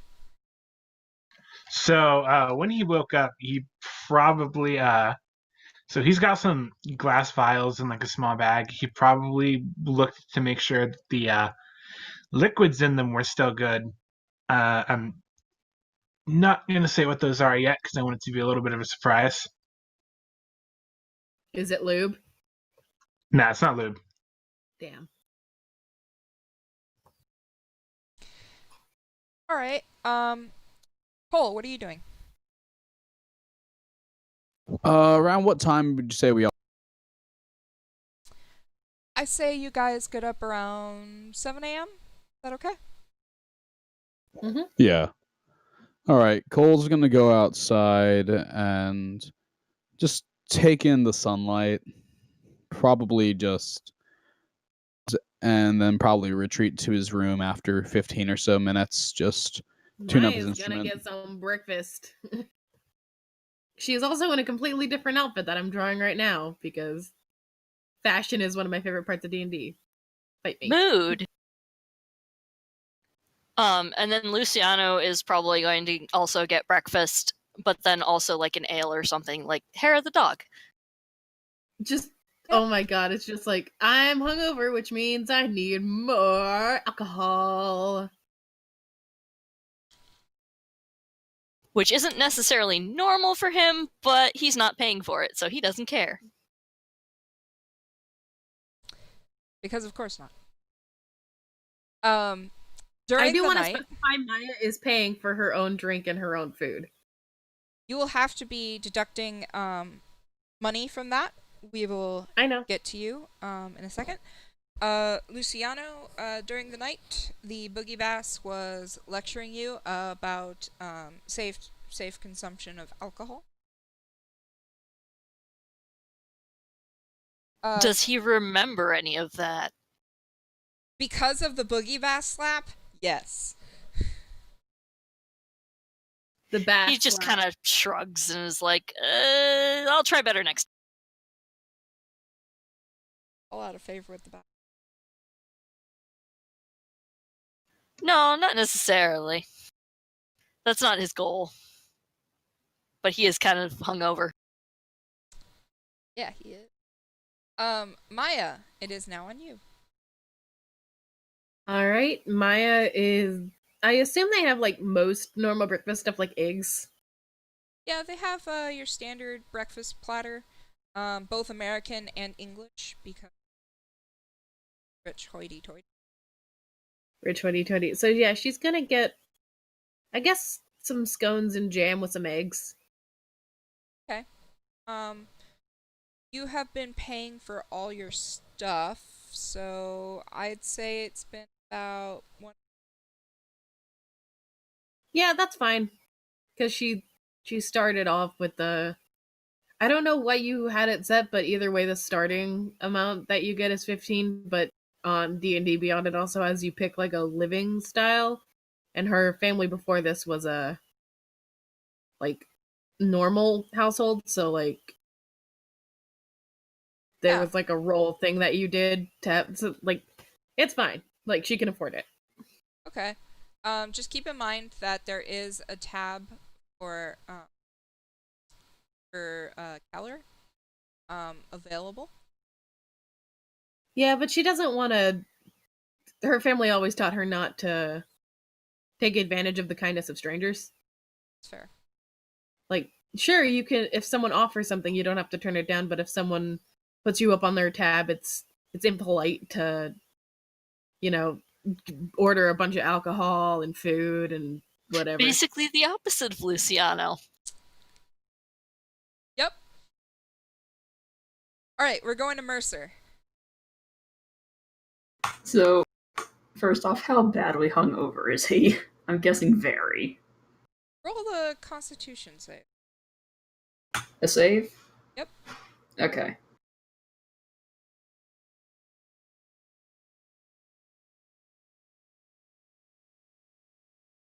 So just to double check, hang on one sec, let me...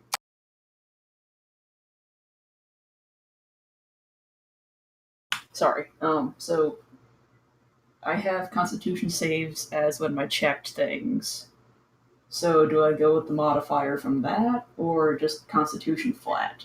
You would, because you said you're proficient in Constitution, that would be, you use your proficiency, which is 3 at this level, plus your Constitution modifier, 1d20. I thought it was 3 at this level? Wait. It should be 3 at this level, isn't it? It's +2 at this level, I'm pretty sure. Oh, if it's +2, then just +2 plus your modifier. Yeah, it is +2. Okay. I was probably thinking of our game. Yeah, I think so.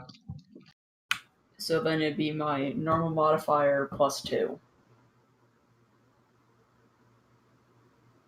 Right? Yep. Yeah. Okay, cool. 1d20 plus 2 plus.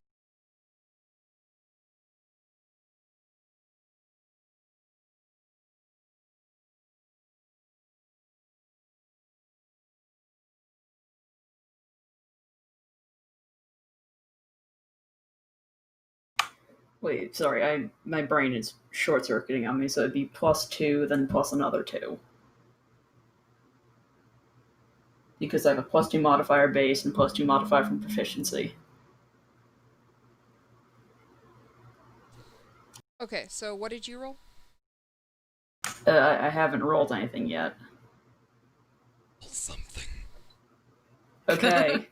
Spooky.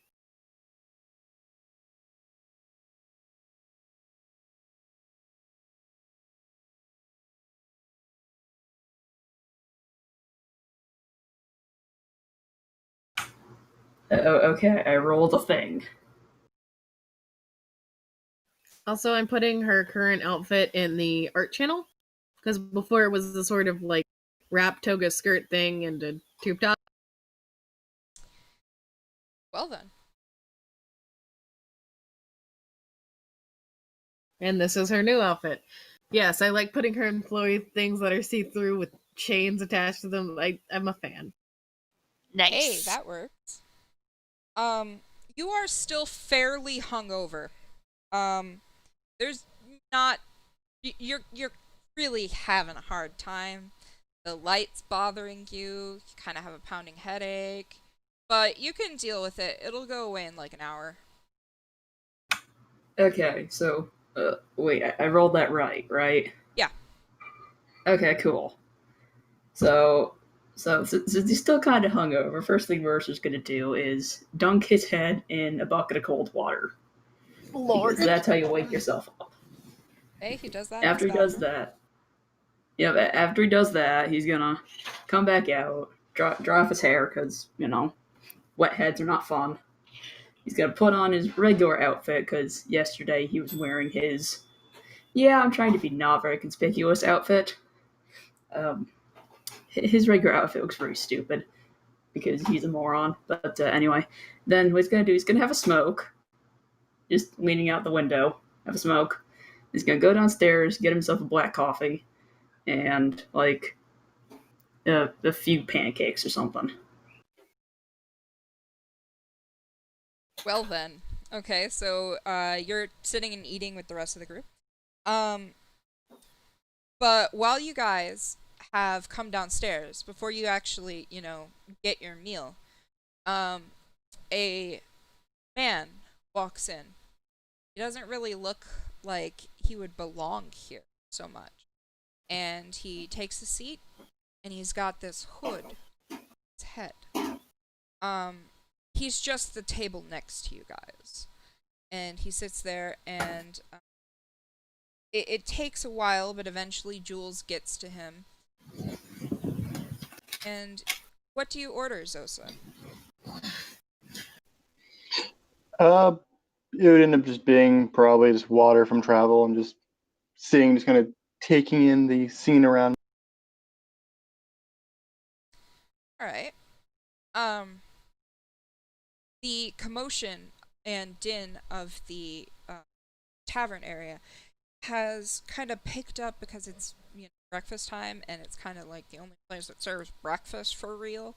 So everybody keeps getting up, and nobody wants to sit with Zosa.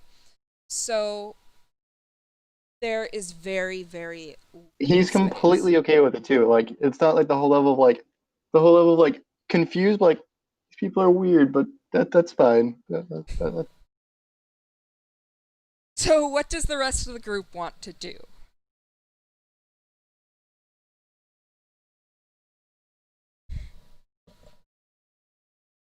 This isn't in order. You guys can just do.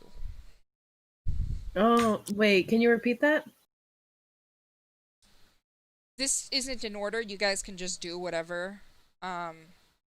There's just this strange man sitting next to you guys. Maya greets him. She turns towards him and she, offers him and says, "Hello, I don't recognize you from last night. Do you know some of us?" No, just got in. I'm recognizing none of you. I wouldn't suppose little birdie brought you here. Fucking love that voice changer. Repeat what you said because I'm just fucking. I wouldn't suppose a little birdie brought you here. How would a bird bring me here? What kind of bird?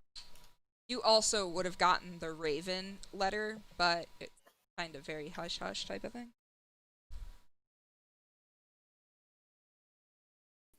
Oh, I missed that. I also did. Yeah, there was a letter with a raven, that told you to come here and meet a guy named Keller. You guys have done that.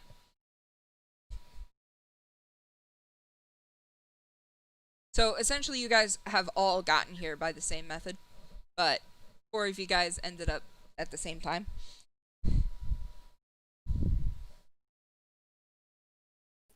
A person brought me here through appearance of bird, but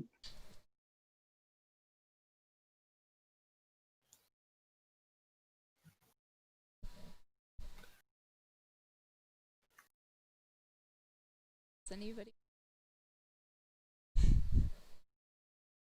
Well, Maya was the one talking to him.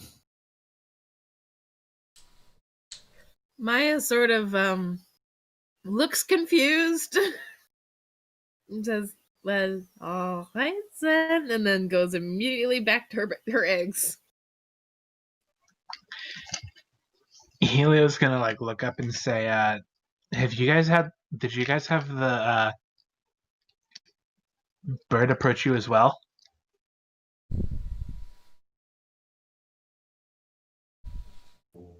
Well, I guess it seems that we're all here for the same reason, then.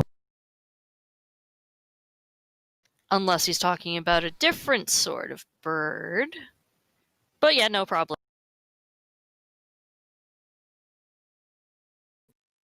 That seems unlikely.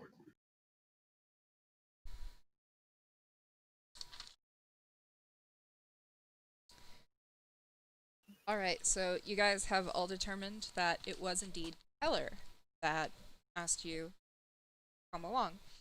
Zosa, are you going to join them at their table? since it seems we're all here for the same reason, mind if I join? Take a seat. Fucking ominous, and I love it. I'll sit, but you can. I'll leave it where it is.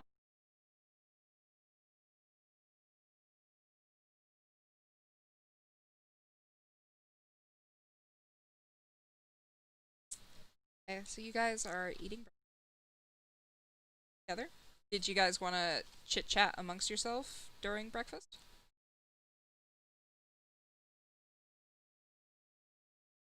I feel like half of us would be like, no. Maya says okay, obviously, because she's Maya. I think Mercer's still trying to fight his hangover. And Zoz is very much like realizing that he's just like, the way he thinks is a little bit different than everyone else. He was like, I need to figure out how to deal with this. What does those look like? Go ahead and Pete, what's Zosa?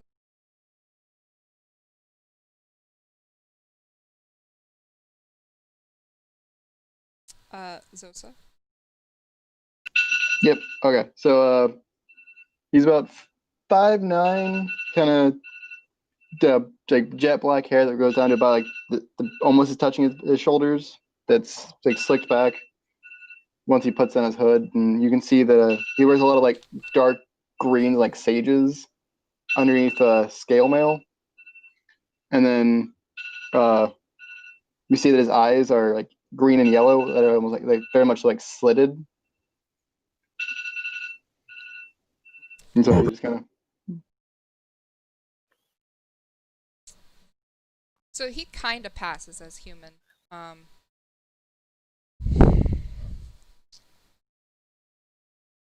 At that point, you see, well, sorry, make a perception check. Everyone. Mercer at disadvantage, Luciano at disadvantage.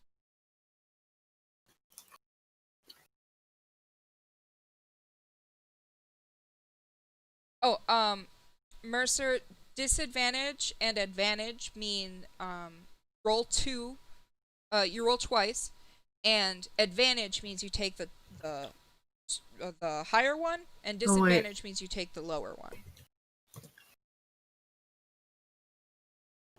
Okie dokie. 20 plus. No, wait, not 20. My brain. That's slow. Disgusting, and you already make it, so don't worry about it. That's a nat 20. Holy shit. I got a 2. Nice. Perception is his only weakness. Can't see shit. Okay, not his only weakness. He has several weaknesses, but one of them is his perception, which is very, very bad. I need a roll from Zosa.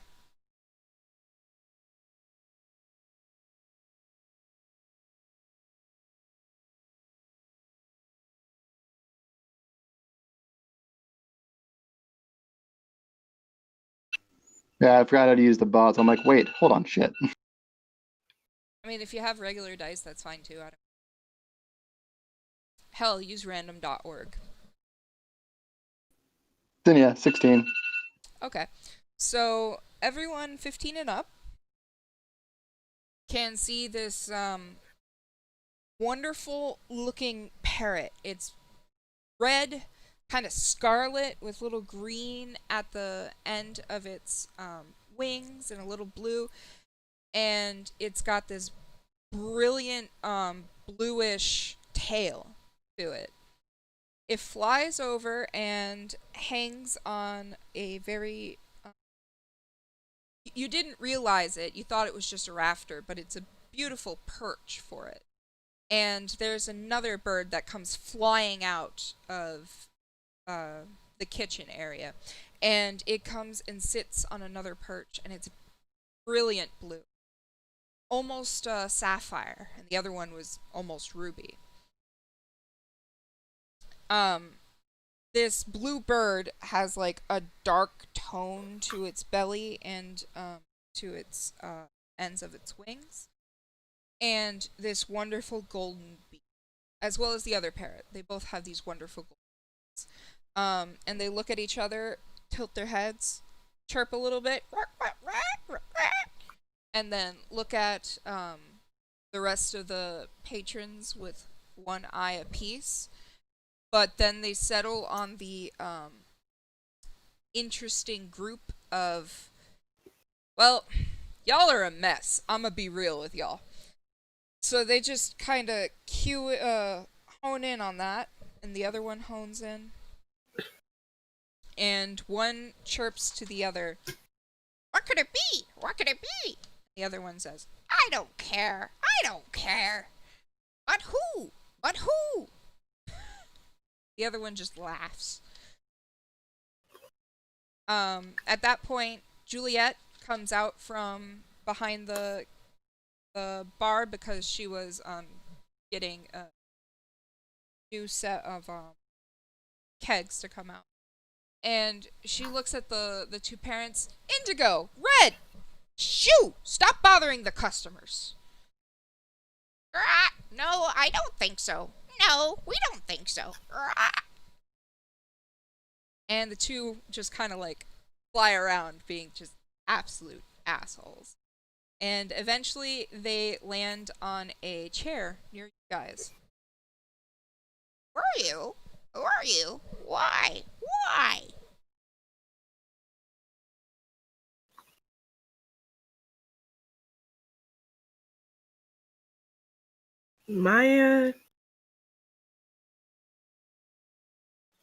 So do these guys just speak English, or are they just repeating what they've heard? You don't know. Can I guys speak with animals? Yep. Cool. How many spell slots do you have? I can use it without expending a spell slot because of my Eldritch Invocations. Ooh, yeah, okay, cool. Do that. Okay. So she does that. Do you want to say anything to the parrots? She looks at them and goes, "Did somebody send you?" "Send us? Why? Why would anyone send us?" "Well, you seem to be interested in what's going on here. Is that just your own interest?" "This is our home. This is our home. And you intrude. Not human. Why is this? Why have you come? Are you one of them?" She sort of realizes and she's like, "Oh, we're guests of Keller's." "Oh, Kellers. We like Kellers." Also, I'm just imagining her like making little chirping noises to everyone else, but to the birds it sounds like talking. Pretty much. That's how that works. I was super hoping that she was talking like in like a bird, like weird like bird language, and then like they were just talking English.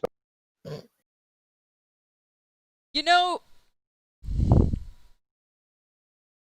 Alright, who wants that headcanon to be accepted? I like that a lot. Alright, headcanon accepted. They're responding to you in English, you're chirping at them. Yes. But they understand her chirping, apparently. Yeah, you're speaking with animals. Mm-hmm. So are they. She responds and nods and she says, "Yes, we won't be here very long, but it was nice to meet you." "Nice to meet you. Who are? Nice to meet you." "I am Maya, and these are my friends." "Friends, you say? Friends. Didn't come together." Soza's just staring confused.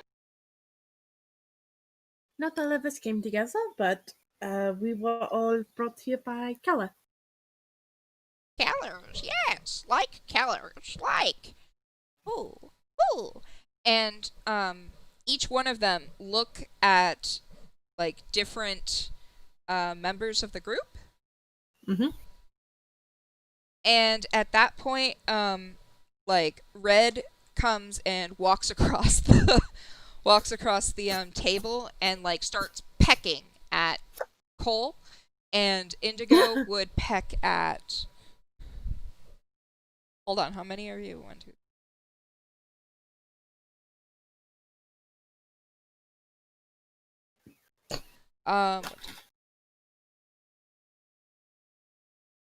Mercer.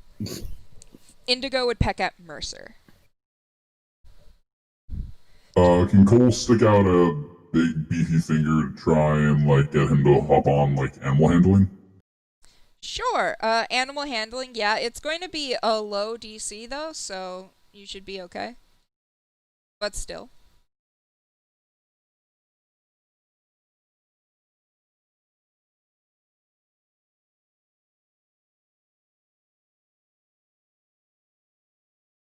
I have 14. Yeah, Indigo will just jump on your finger and then like kind of climb up your arm and just sit on your shoulder and like try to like. You don't have hair, right? No hair. Okay, so he'd be like trying to like gnaw on your ear a little bit. Please don't do that. He just kind of squawks at you and then like tries to get on your head but is not capable of doing so. Yeah, as long as he doesn't like tear off my mask, I think I'm gonna like be okay with it. Indigo is really not Wait, was it red or indigo on you? I think it was red. Yeah, red. Yeah, red's not very agile. And indigo's kind of stupid. So, would you say they're bird-brained? They're very bird-brained, yes. Different kinds, though. So Indigo is just like feisty and is trying to get on your head, but is relatively incapable. Indigo, however, is picking at Mercer's like sleeve. So, since he didn't see the birds at first, Mercer's gonna be like, "What the hell is touching me? Stop!" And he's gonna look over. He's gonna see a bird pecking at him. He's gonna stare at it for a few seconds before waving a hand at the bird. Just stop bothering me. Go away. Indigo squawks and jumps over to Helio. He's gonna like gasp in surprise and like probably do the same thing Cole did, hold out a finger to see if he'd hop onto it. Animal handling.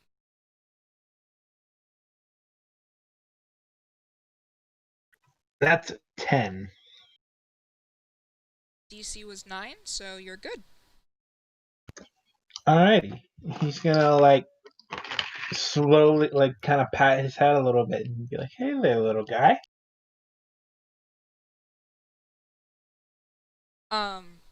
Indigo looks over at Red. Like this one. We like this one. That's so cute.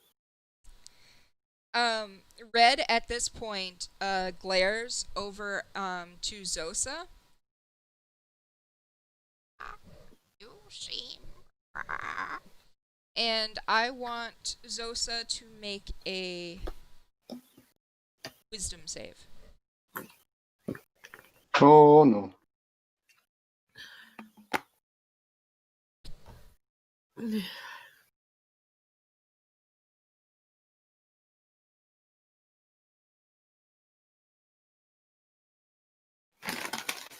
Also, I just thought of that scene from Hunchback of Notre Dame.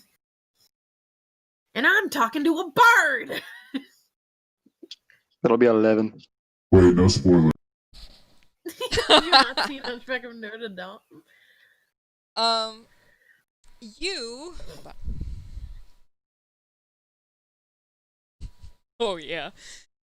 You take...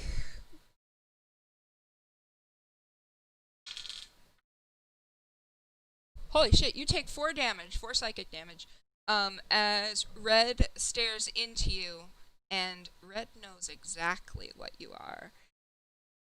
Red also knows why you might be here, and he also knows exactly how to help with what you need.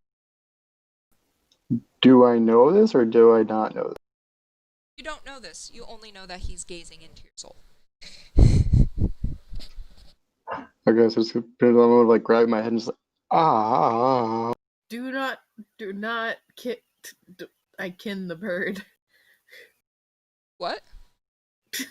No, it was a joke. Because they're like, I see into your soul and know exactly what you need. And I'm like, the bird can. Yeah, describe my head in pain, and then afterward, just like staring down the bird, like annoyed.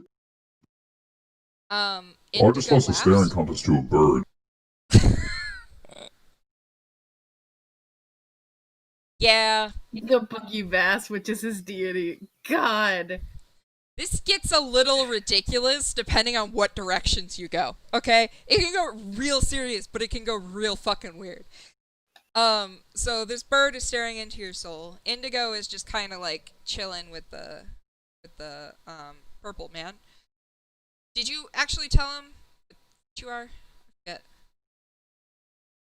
Helio. Oh no, he hasn't said what he is yet because I don't think anyone's asked him. Okay, so with the purple man, he looks like a regular dude, right? Just purple? Yeah, more or less. He's kind of a short dude, but purple. Yeah. Okay. So yeah, Indigo's playing with the purple dude. Red is staring into Zosa's soul. Maya is just sitting there like, I can talk to birds! And Luciano is completely oblivious. He only knows that there are indeed here. Mercer hates the birds, apparently. Maya has befriended the birds. He like doesn't the Disney hate them. princess she He's is. annoyed that they're messing with his morning coffee. Fair. But yeah, this bird has said some ominous things. The other bird has also said some ominous things. So these birds are basically just fucking Edgar Allan Poe, Brit edition. Kinda. I think you mean the Raven Parrot edition? I was about to say the same thing, yeah. Indigo, stops playing with the purple man, walks over to Maya, gets up, and I would like Maya to make an animal handling, a wisdom save, and a perception. Okay. Yeah. At this point, Red hops off Cole and takes like a seat, kinda table. What were the rules for again? Animal handling, wisdom save, perception.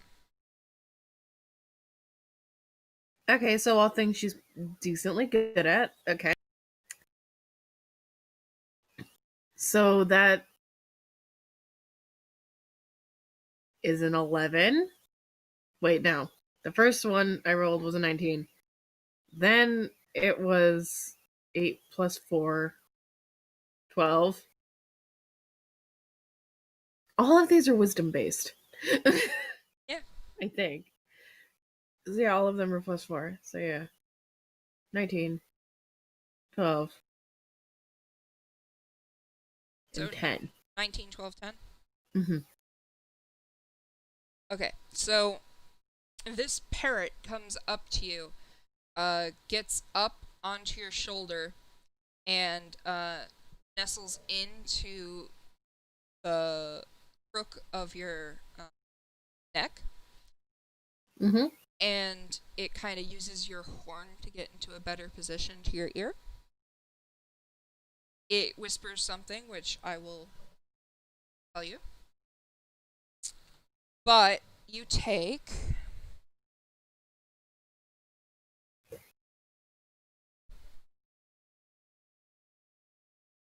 Shit, 4 damage. I was like, I'm gonna keep rolling this fucking dice, and it's just 4, 4, 4. You know what? Hold on. This bird is savage.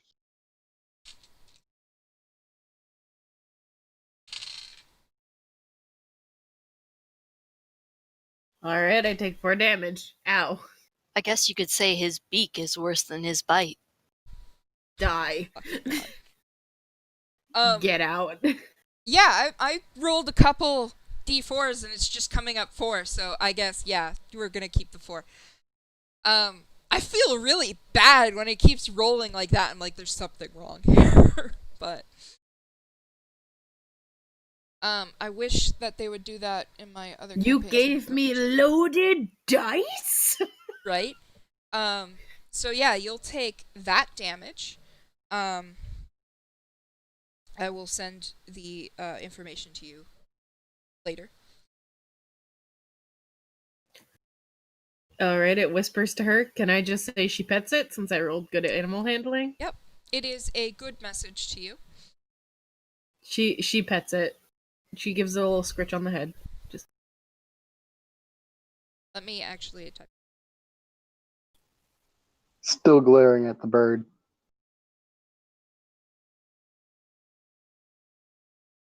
Is it hanging on right now?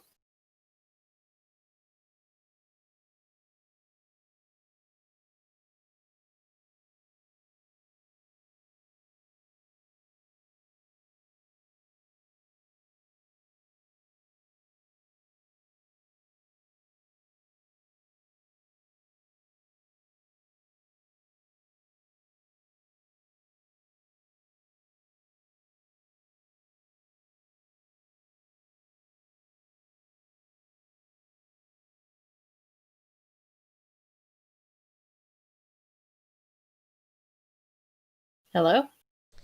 I'm typing up something, sorry.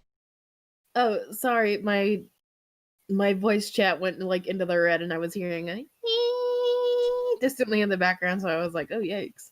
I wasn't hearing anything. You guys can talk amongst yourself while I'm typing this up. It's totally Right now I'm drawing her talking.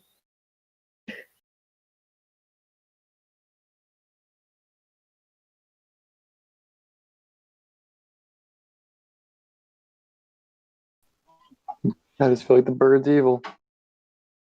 Pretty bird.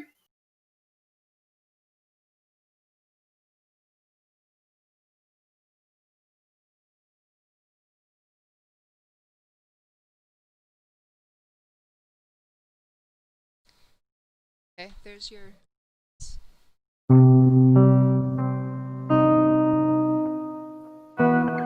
The ominous sends his guitar string. that was the music was ominous as well. Maya's white ass face goes.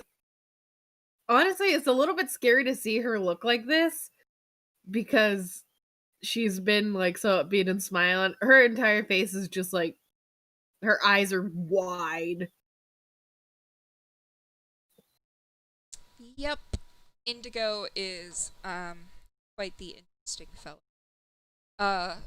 So he kind of like nuzzles against Maya's head, hops off, and sits next to like they're looking beak to beak to each other, sitting in the middle of the table.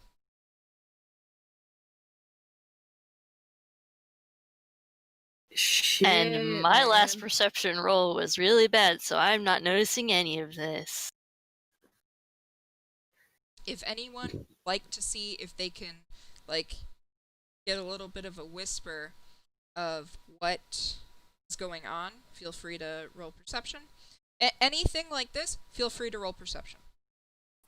Which bird was it? That was Indigo, so that's across from you. Oh, then yeah, I don't care. I'm still just glaring at the at red. Okay, I rolled perception again just to see if he even notices what's going on. That's a 13. You notice what's going on. These birds are acting strange. The red one said something strange. The blue one did something weird. What the hell are these birds doing here? They live here.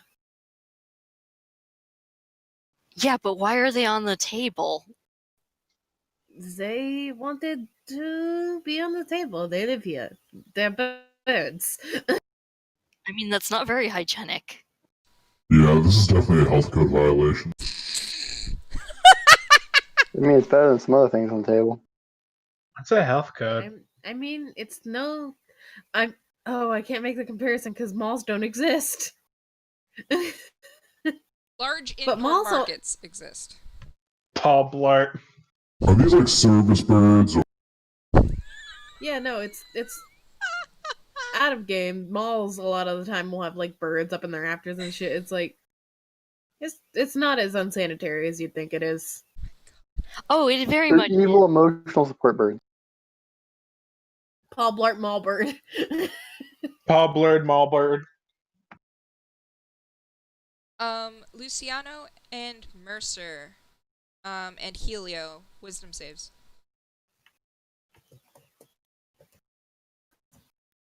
10. Shit, you suck. Because my wisdom sucks.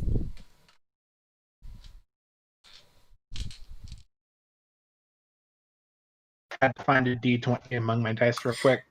A nat 20. That's a 4. Luciano and... Hold on, I need to roll.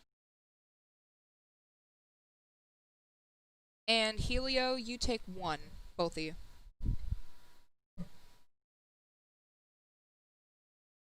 Yeah, now all the fucking dice are rolling once. I don't understand. Whatever. Can deal with it. Because fuck us. We got. Now I'll type to you guys what...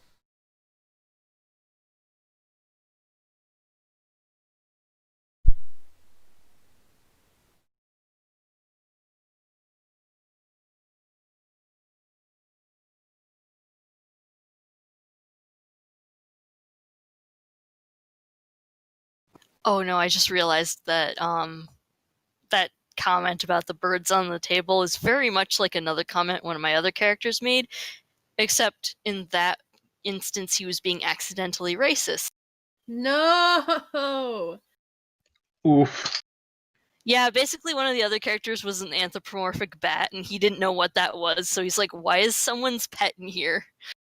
Oh my god, wait, was this the game that we were all playing? The one where I had the chick who had the deer legs? Maybe? It was one of Chris's. Yeah, it was that one where they were going to like the... Oh yeah, you were there for that, weren't you? Yeah, I was playing like a fawn character. I forgot about that. Yeah, you were playing your... I think he was a vampire? Oh yes, he very much is a vampire. Were you a fawn in this character? What? Did you just ask if I was fond of that character? I did indeed. I'm going to kill you with my bare hands. But I thought she was part deer. No, she was like a fawn. I couldn't remember what the animal was, so I was just like part deer.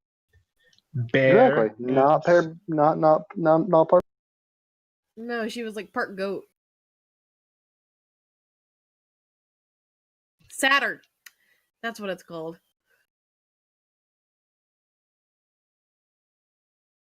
My name is Bunny. I can't draw birds. That's a mood. I mean, I can, but they don't look the way I'm imagining these birds to look.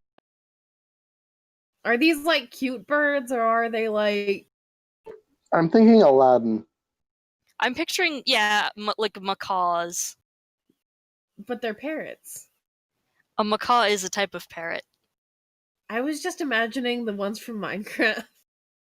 Which some of them are macaws. Macaws are like big. Well, one of them is red and the other one's blue. So... Yes, like a macaw. Are macaws blue? Some of them are. Google it. In fact, there's one called a hyacinth macaw, which is a very deep blue. Would you say almost an indigo? Yes, although I don't know if that was what Sam was thinking. The bird's name is Indigo. I don't think indigo is a hyacinth, though, because they usually have darker beaks, I think. Yeah, but, magic. Fair. My name is Bunny. I'm practicing drawing little baby parrots. Just because the world has magic in it doesn't mean we can mess up the bird epidemiology or whatever you call it. This is important to know.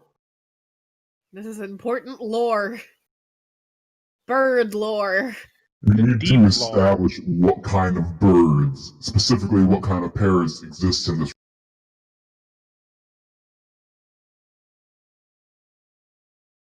My name is Bunny. I can't draw birds. I can accept birds.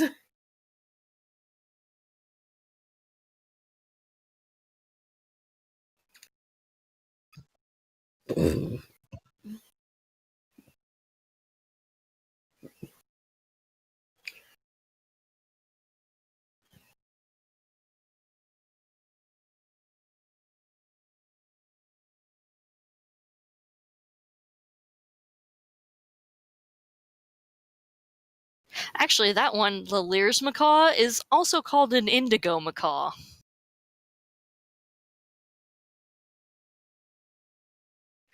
Hello, do you want to see the hilariously bad bird I just drew? Please. Hell yeah. It's in Art Channel.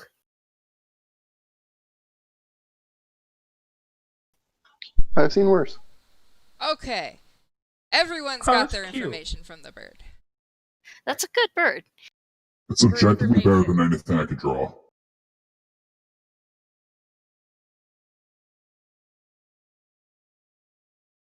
Okay. Everyone can hear me, right? Yeah, we were debating what kind of birds they were. Oh, okay. I went with hyacinth for indigo and the scarlet macaw for the I knew it! Or rather, I am happy that my picture in my head aligned with what you had said. Yep, 2 big parrots. And they're sitting on the table, beak to beak, lengthwise. Golden beaks make kind of like a heart, really. And they have distributed information, psychic damage. More to some than others.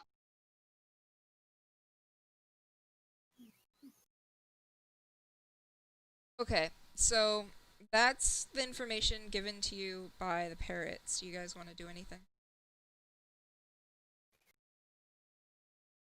They're kind of catatonic right now. I think it's about time we found Keller. Luciano's going to try and shoo the birds off the table because birds on the table. I imagine after that, Helio just got really, really quiet.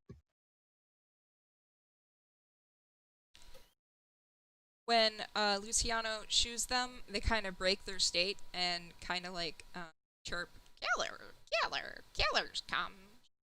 And they get up and fly away, and their beaks are just slightly less gold. They're gold, but they're not like brilliant as they were. And they fly away. At that point, can I roll and track? What? On the bird. What did you want to say you wanted to roll? I want to. Sorry, I'm chewing.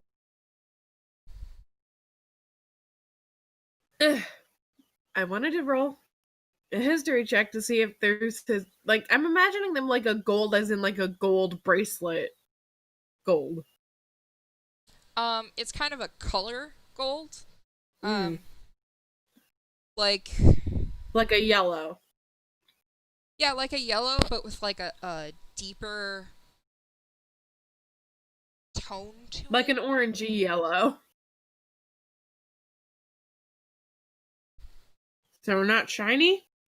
Oh, they're fucking shiny. It does look like actual gold, but not... At this point, it's not like shiny gold. Maybe like a tinted... Not tinted, the... It's not the shiny gold. It's the not shiny gold. Matte? Yes, that's the word. It's like a matte gold. And when they were I'm gonna roll a history to see if she knows anything about this. History and Arcana. I have proficiency in both of those because neither of them are my skill set, so I didn't want them to be negative. Ha ha ha ha. 17. Wait, no, hold on. I gotta scroll up. 15. 14 plus 1. And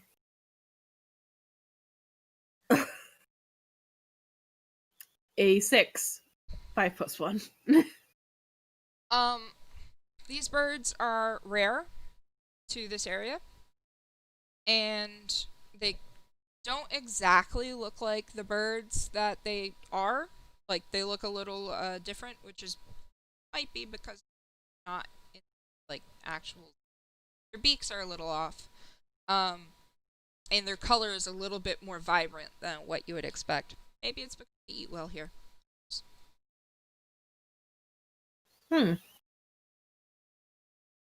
Maya is satisfied. Also, the next time they see Keller, she's gonna be like, so why were you dressed like you were homeless before?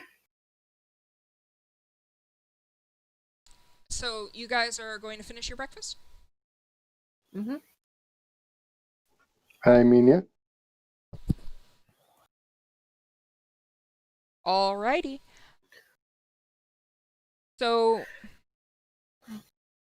while you guys are finishing up your breakfast, Juliet comes by and taps Cole on the shoulder and whispers into his ear. Excuse me, your associate would like to talk to you. And points over, like, thumbs over towards the back by a hooded booth. You can tell from that what he's wearing, it's Keller.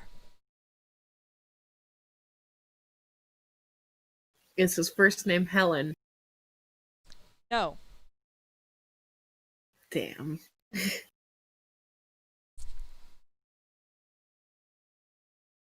He has not given you his first name. Oh no, I know.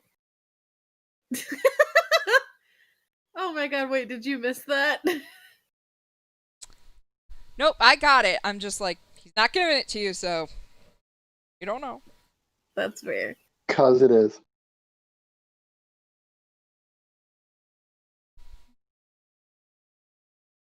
So, did Maya only... goes over there. I was gonna say, did only Cole hear that? Yeah, because that's all she said. She wasn't, like, trying to be, like, sneaky about it. She's just, like, trying not to make a scene about it. It's like, oh, hey, your friend's over there. You might want to go over there. So yeah. we are all aware then that he's over there. Yeah. Okay, then yeah, we'll go over there. Yeah.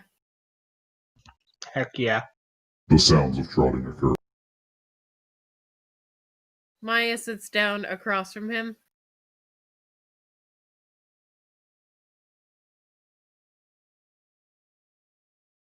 Well, hello. It's good to see you again. I'm glad you all stayed. Yes, this is quite a lovely place. May I ask why you, well, when you came to meet us, this entire place sort of seems, she's trying to, like, think of the word. I'm trying to think of a word, because, like, my brain immediately goes to bougie, but... Pretentious. No, that's not something she would say. Luxurious? Oh no, that was Fancy? that was me This place interjecting. seems very, Big pretty. luxurious? So was it, she doesn't quite get, because it seems like everyone here is sort of, like, well fed. It's a very, like, nice place. They have milk, fancy milk, Different kinds of milk. different kinds of milk, different flavors of milk. They have strawberry milk. She's never even heard of strawberry milk. Not gonna lie, I'd kill for some strawberry milk right now. I have strawberry milk in a can from the friggin' import shop at the mall, and I'm saving it. You ever milk a strawberry? No, but I have activated my almonds. You guys are fucking ridiculous. So, like, as Maya's trying to figure out what to say to Keller, Mercer's gonna sort of interject and be like, "Y'all look filthy ass rich. Why you look homeless and you came to meet us?" Keller's kind of taken aback, like, what the fuck? You see, someone of my stature can't be seen walking around like I do. And by that I mean, I go to places where I really shouldn't. Like, the Golden Beak. And he kind of just waves around. You get that that's the name of the establishment. Is this the Golden Beak? Ah, yep. Okay. And Maya immediately slaps her hands down because this is what she thought from the beginning. And she goes, and then she takes her voice down, like, almost to a whisper and goes, "Are you nobility?" Or the opposite. I mean, he says I probably shouldn't be here. He has fancy stuff. So she assumes royalty, especially because he was, like, disguised as a commoner before. He looks around, like, real quickly. And he's like, "Hush. Yes, I am a noble, but hush." She clasps her hands over her mouth, and then she just, like, very, very, very quietly, like a squeak, she just goes, "I knew it." Like, she's not normally the one who gets to notice that kind of stuff, so she's just like, that's a spicy meatball. Keller looks between the ragtag group of people he called. "Listen, I can't be seen with you. Understand that. If I see you outside of this," and he kind of just waves to himself, "you will be treated as such. Are we understood?" Story of my life. As long as we get paid. But she sighs. She gets it, but she's also, like, sad. Good. I'm glad. Like I said, if you need... Cole just crosses his arm. I fucking love him. If you need me, again, Juliet, Jules, they'll be able to find me. Now... Apparently I can't Not keep the birds. voices.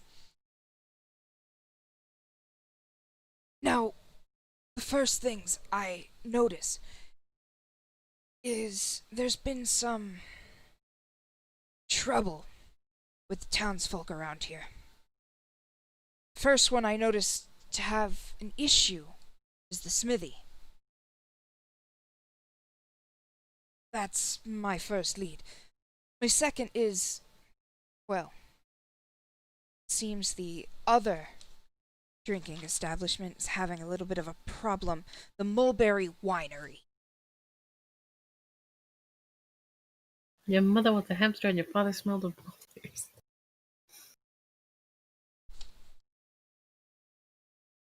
The Mulberry Winery is a little top shelf, so I'm not sure that will do you. And kind of points to some of the more weathered looking pieces of garb on you guys. Just my suggestion. There's a lot of other places to go that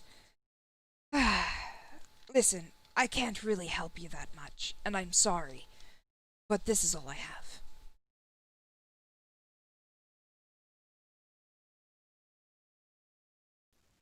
Regular meatbags always having problems. So where would you like us to go first? He folds his fingers, you know what I mean? Like the steeple thing. Mm-hmm. That I leave to you. Like I said, the smithy had problems. One of them was one of the abductees. He said he was going out camping or something, but I can't be so sure. And like I said, the Mulberry Winery, they're doing some poor business, and I know that has to do with the Humboldts.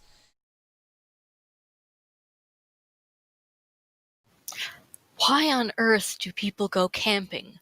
Why would you willingly sleep outside? Keller looks at Luciano. That's exactly the question I have. Just staring at her in confusion.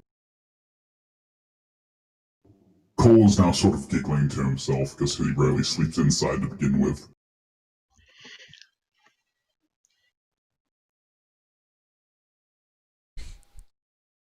You see, it's not right for a noble's child to go out into the middle of the night, sleeping outside for a few days. What are they doing? That's what I said. And kind of just trails off. Well, then I called you. I had to.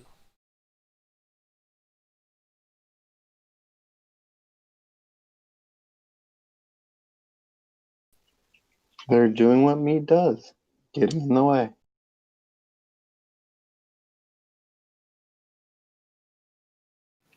Well, I guess we'd better start somewhere then.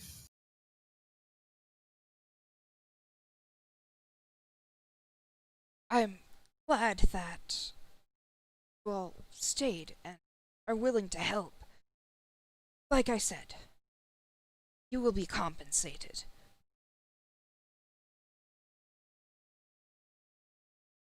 And at that, he gets up and leaves. You can see him kind of hobbling away. Perception check. If you're looking at him leave, perception. Okay. Oh, heck yeah. That 3. is a 24, 20 plus 4. Wait, no, I have, that's a 21. Shit. Okay. So Luciano, he's leaving. 17. 17. Shit. Mercer, he's leaving. Cole and Zosa, you see him kind of hobbling away. His coat is kind of ripped up in one of the corners. The same corner that he's like a little bit of a limp. Like you have to look at him to see it. But it was Maya and Helio. You guys see him limping away, and it's clear that it's not just from a sprain or anything. You can see a little bit of his pant leg is a little tattered, and there's a wrap around like his ankle area, and it goes up towards his pant leg, but you can't see it from the tear. And Maya is going to go and catch up with him. It has dried blood. Uh-oh. Does he look like he's human? Oh, he's human. Then I note it for later. So Maya, you wanted to catch up with him? Mm-hmm. Okay. Caught up with him? She, like, in a very, very, very quiet voice, just kind of asks if he's okay. Stealth. Stealth. Okay.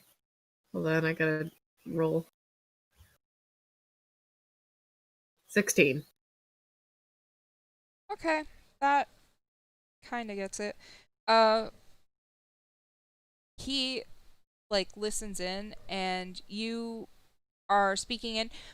It's not that you look like you're whispering or anything, but you do look like you're taking a little bit more while you caught him.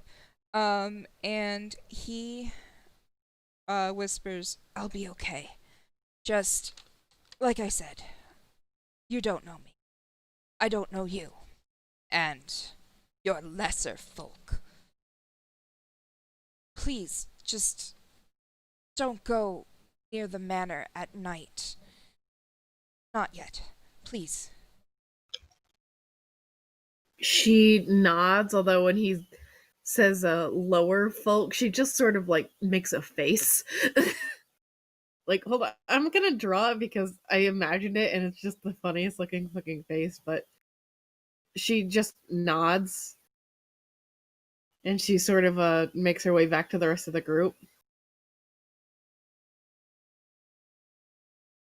Okay.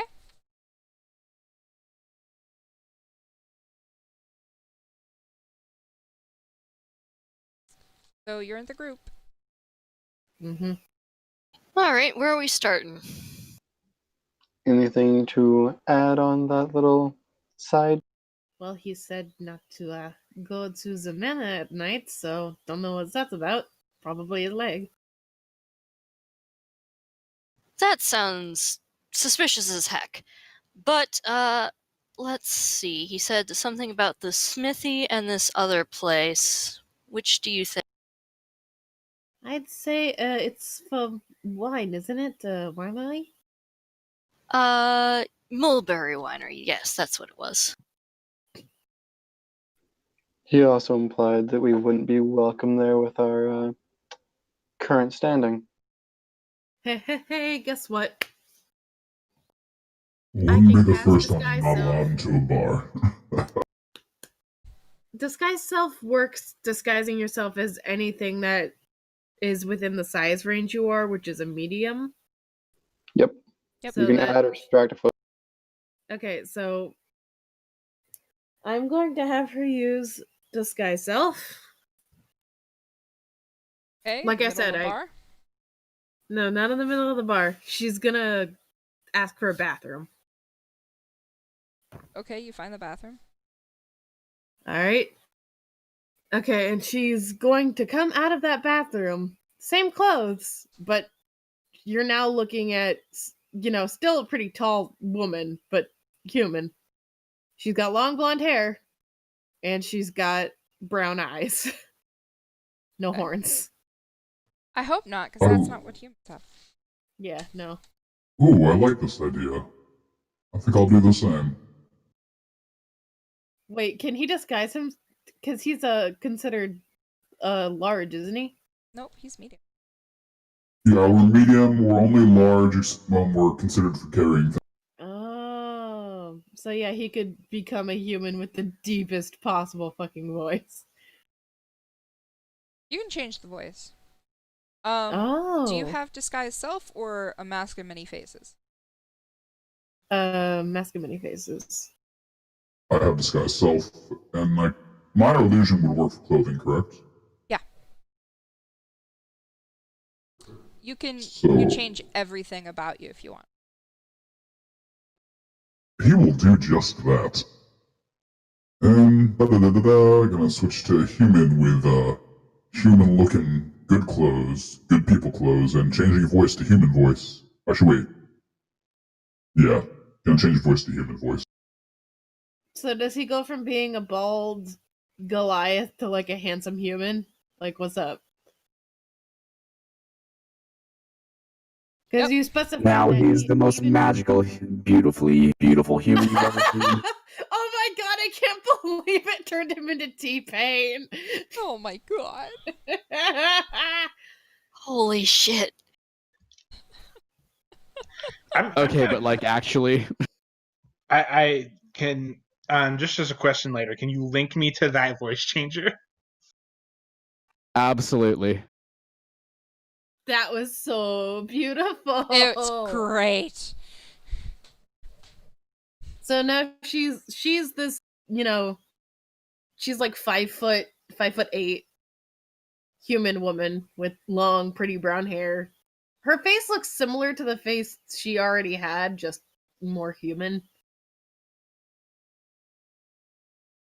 Yeah, I based my idea off of Brian Shaw, so I'm just gonna say my guy is Brian Shaw, the powerlifter. Okay. 4 times world's strongest man.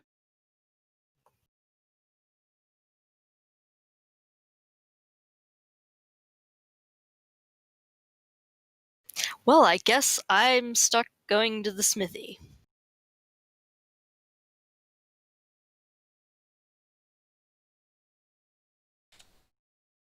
There we go. I'm just imagining Maya saying goodbye to Joel's and he's like not as scared of her anymore because he doesn't realize it's her.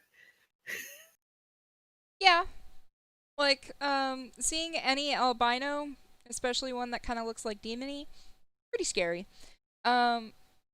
But yeah, no, he, is like, okay, this is a really pretty looking lady. Fun fact, it's based on the family who raised her, the humans. Like, her appearance in this form. Perfect. Brown hair, brown eyes. So, how many people are going to the smithy? I have to-ish because I don't have any disguise stuff. Helia would probably also go to the smithy.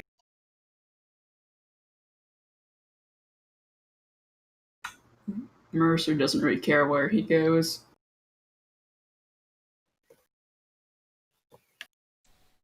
And here she is as a human. Cute.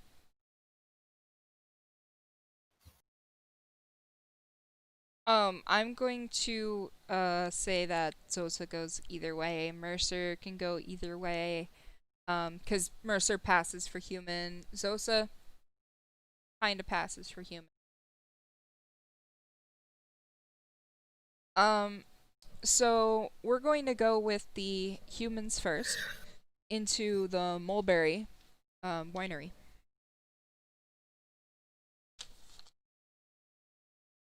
You people enter, and it's this fine looking place. Just everything about it looks exquisite and on point.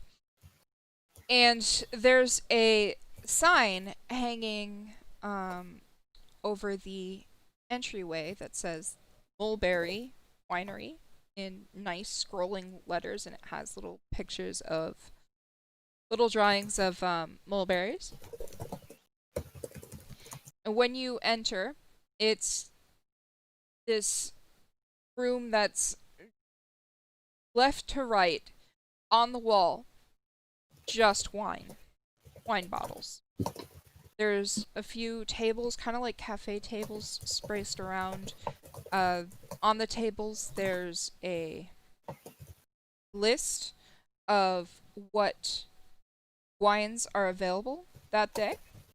There's even little lanterns there that light if you like. There's menus already set out. They're those nicer menus, you know, the ones where you open and it's like a book, that kind. So there's a couple of those on the tables, and towards the end is a proper bar. It's very well kept. The wood is a very dark wood, very polished, very smooth. There is wine glasses already available. And there's seats for about maybe 4 people. And one person is standing at the bar, the bartender. He does not look happy. Upon seeing you, this giant man and this really pretty lady, upon seeing you two, he's like, huh! It seems we have visitors like that. Fine, come in. Welcome to the Mulberry Winery. This is a fine establishment, and I'll have it kept that way. Out of game? I'm pretty sure this dude has true sight. You don't know. out of game. It just seems like he's like, it's like, we look human. I think. Wait, is it a thing about being human, or is it a thing about being poor? Yeah. Maya does not look poor. I made my clothes look nice. It's more about he doesn't know you. You're coming into fair. a very nice establishment. Do you have money? Maya does. Alright, so he's just like a really shitty businessman. He is very snooty. Is there like a visible menu of wines? On the table, on the bar. Everywhere there's a place to sit, there's a menu of wines. All right. How much is she looks at it? Let's grab ourselves a drink.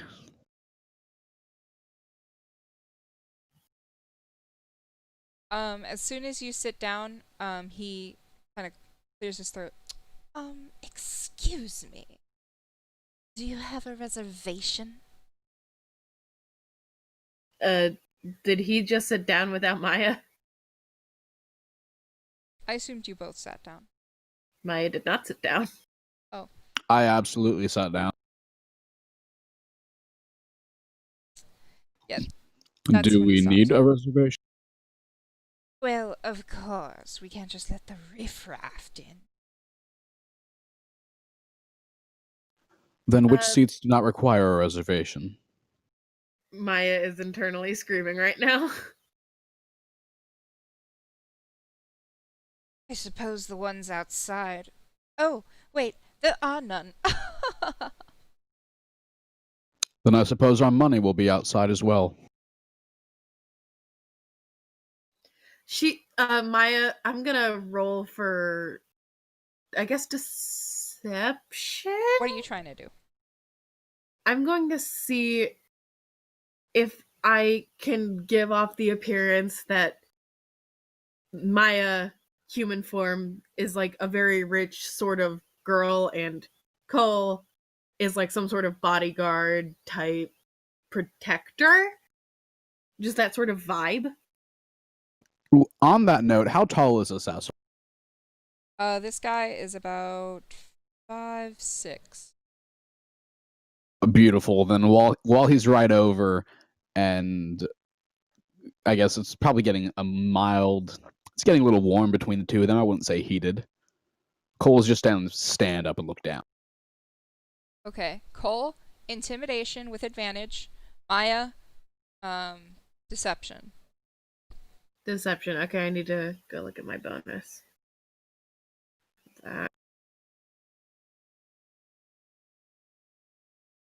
+5 because it's charisma. Nice. Okay, give me a sec. 20, not nat 20. It's 15 + 5. Okay.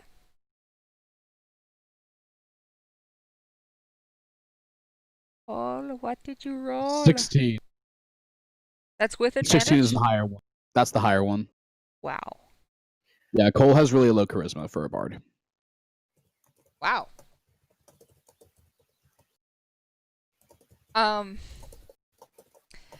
You know what? Because you're Goliath, do you have proficiency in intimidation? I don't. I think I do. The way this thing, like, Beyond made it looks weird. It doesn't say what I have proficiency in. It might be because you didn't pick what you had proficiency in. Like, I think it just automatically added 1 to it without saying anything. Like, yeah, there's like a weird option for it. I had to go back and like do all the stuff to like set it up. It was weird.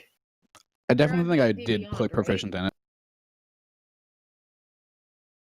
You're on D&D Beyond, right? Yeah.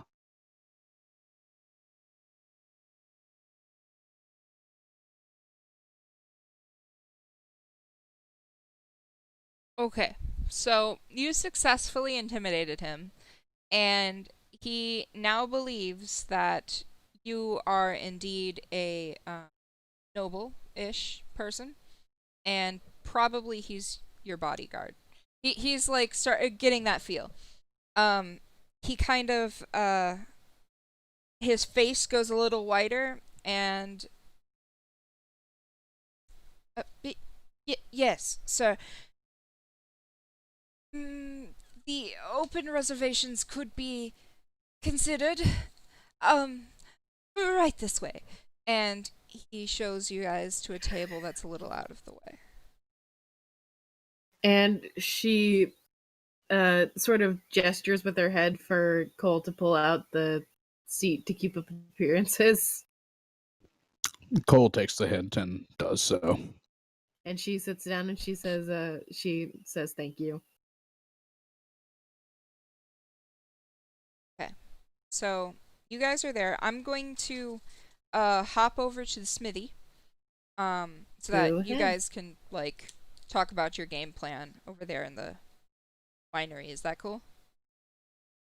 All right. So stuff's been going on over there, and they're going to be using their I had to do work in very skills. Good. I am so glad I had her go there because she has really high charisma. It's going to be pretty easy to smile and charm these people into giving information. Oh, I'm sorry.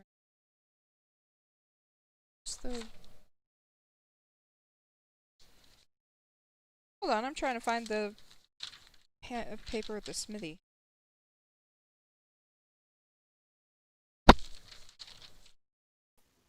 What did I miss? They went to the Mulberry Winery. Disguised as humans. Yep. Disguised as humans. They went over there and they wanted to see what's up over there. So they're sitting at a table. And now the people there are convinced that they're not noble quite, but high-ranking people. We have money. Wait, the two least human went to? Yes. Disguised as humans. They both have disguised selves on. Right, just the amusement part of like, the two least human disguised themselves as human and went to the place where they'd be. I mean, she's also the most polite and regal looking in terms of clothing, so. It's true. Luciano wanted to go, but he doesn't have any disguise stuff. Wait, did you not give him a disguise kit? I'd imagine that's what you would have given him. His thing is sneaky thievery, not disguises. Reese! Come on. No disguises work, especially for someone who leaps out windows. Yeah, but I never gave him one in the last game either, and I just kept my base items from that. He might pick one up later, though, after all this. It is kind of funny, because while I made a custom background on D&D Beyond, I did give her the noble trait, the bonus thing. I didn't know the world lore, so I didn't want to make her an actual noble. That's completely fair. I like to leave it up to people to figure out what they want, and then I'll give them where they live. But yeah, she has a basic... I guess I should have mentioned that before we started playing, because it does play into how NPCs react to her. Anyway, it'll work out later, because maybe they just don't know where she's from. They probably don't, honestly. It's kind of far out of the way. Yeah, it's this place seems like it's a little hole in the wall, but very rich, if that makes sense. Like a secret, like El Dorado. Kind of like this place. Okay, so you guys go to the smithy. When you get there, you can hear the clang of hammers on metal and the sound of iron being quenched. Oil. You can also hear the sounds of someone shouting at someone else, and occasionally that someone else would pipe up. And the shouting voice is very big, very gruff. You can tell he's older. And if you didn't know better, you'd swear he was a dwarf.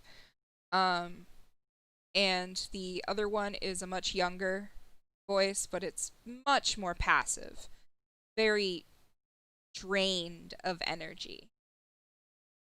So when you enter the smithies, it's a shop, and then towards the back is the actual like place where things go down.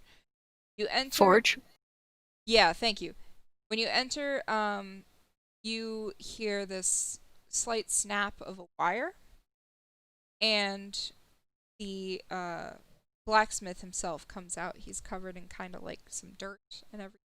He's got a big leather apron on and this welding mask, really ghetto looking welding mask on, like flipped up. Oi, what can I do for you? Travelers?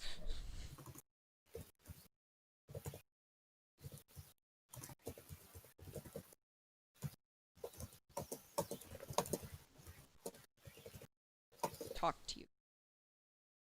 I'm sorry,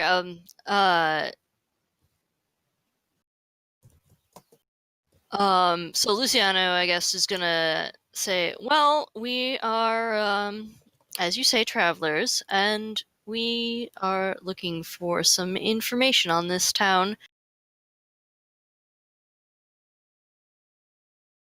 As Luciano speaks, Mercer's gonna go look at all the like weapons and stuff that's in stock, just sort of looking at them, judging them, maybe even pulling out his own dagger to compare. Are you like looking for something good or just like looking at shit? Mostly just looking. Okay. Luciano, you talked to him and said, what did you say? Basically, we're travelers. We're, exploring the town and trying to learn a little bit about it.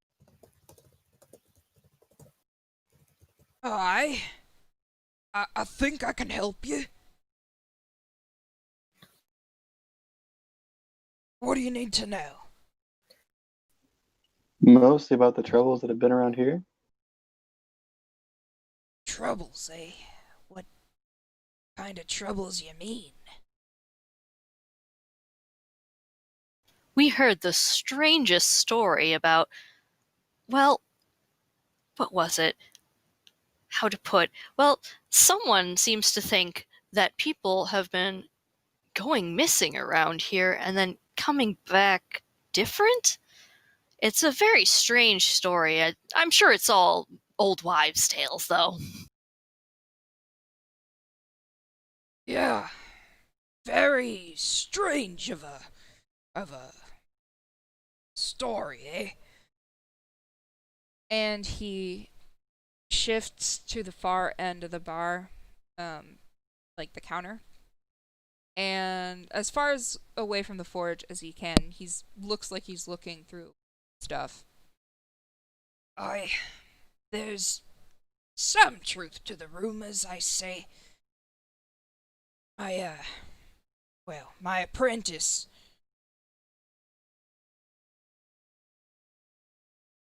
Dorian. Left. I can't believe we're in Dragon Age. I came up with a name and I was like, oh look, I have Victor's thing open, so I guess I'm using his name now. It's just Victor. It's Victor. I just stole the name, that's it. It's not him. You'd know if it was him. Oh, well, yeah, of course. He has a funny mustache. He's got a funny voice still. Oh, different. No. You see, Victor talks like this. Sam, I love your Victor voice so much. Victor I love loves Sam it so much. I do have many voices. Apparently not enough, though. Because I can't really keep the same voice for everyone. Well, there's some truth to those rumors. Dorian back there. Apprentice. See, he went out for a day trip, he said. Day trip. Comes back and, well, I don't know much, but Sure ain't the most jovial thing before, but now he's just... And kind of just sighs. Dead.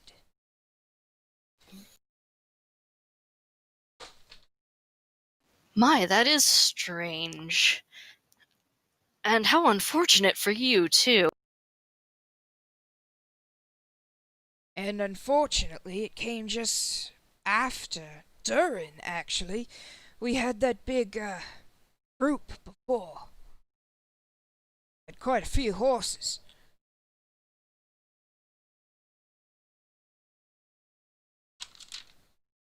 In fact, they, traded some of those horseshoes for us. Oh, that sounds interesting. What sort of group? Just a couple of guys. Looks pretty good, though. They looked pretty right by me. AKA, they were human. They did have, horses with bandits, though. Unfortunately, it seems they came in with, empty horses. Oh, are there bandits around here? That's what they say, but we never seen any, even those that, we send on watch. They don't see nothing. I mean, from what I hear, gave 2 away. We had, 8 sets of horseshoes, so 8 horseshoes ought to do it, so that'd be 2 horses, right? They came in with 5.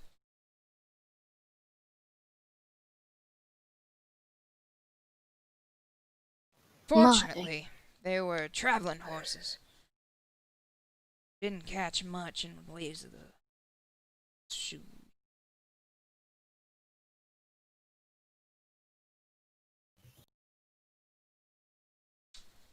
Aren't traveling horses normally the ones with the shoes? Like out of the game.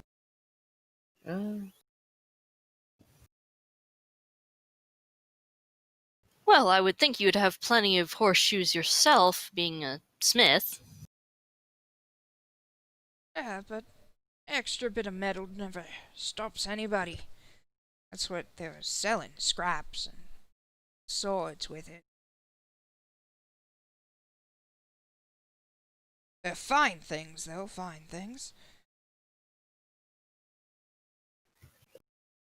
Still, guess it's from they're not around here. Otherwise, we'd know them. Well, that makes sense. Do you get a lot of travelers around here? Any? Say that. They're kind of a bit out of the way. Which is good. Kinda.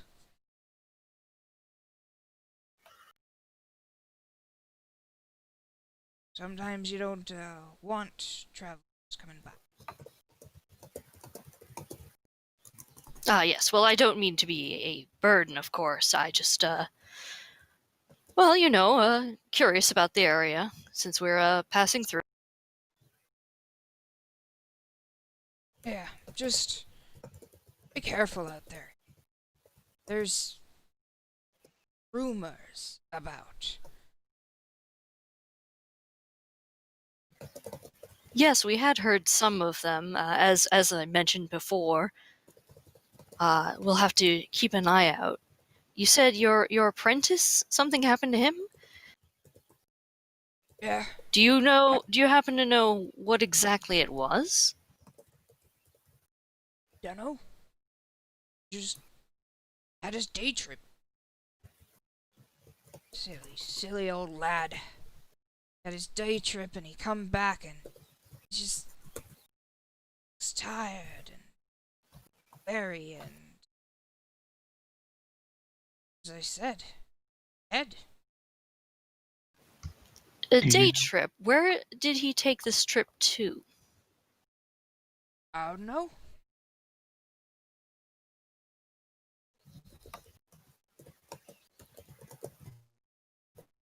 I'm assuming that Helio, Mercer, and Zosa were there, though. Yeah, he's there. He's just kind of listening in on the conversation. Yeah, Mercer's just still browsing between the items, keeping an ear out. I drew another Maya. I've been drawing a lot of her since the session started. Hey, that's Another. Yeah. Just like Sai. Yeah, pretty much. Out of curiosity, would it be alright if we asked your apprentice about his strange trip?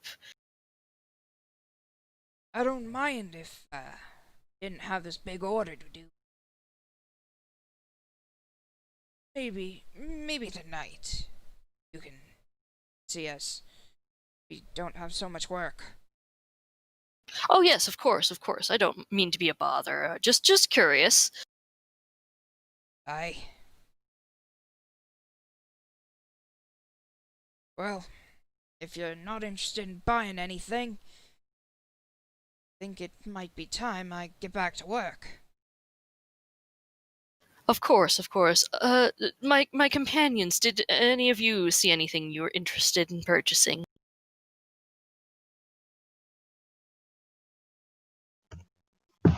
I'm good. He did take a couple peeks around, but he says, I don't think so, no. Well, perhaps next time, then. Aye, perhaps next time. Looking forward to see you again. Thank you very much.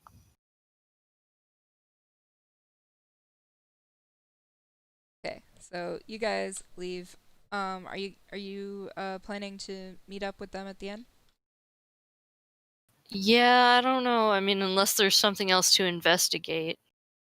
There's I put the map in her. There's like some shops, some noble estates, bar, general goods, inn, stable, graveyard, that kind of stuff.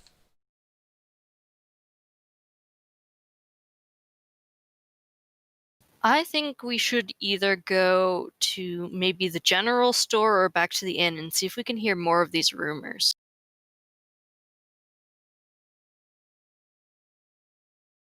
What do you two think? Perhaps it would also be a good idea to ask around to see if anyone else has gone on any strange day trips. Sounds like a plan. Maybe go talk to shopkeepers. They'll know people coming through town. Right? You guys have a plan going on. Cole and Maya. Yes, us. Ah! You two, what have you two decided? Okay. Can I run a plan by Cole/Cole's player character? Well, I was thinking the port. The what? Oh, we're not getting wine, okay. No, they are. They are getting wine. I was just confused. I was making a goofy as COVID plan. Anyway, basically, oh god, my brain is so small. You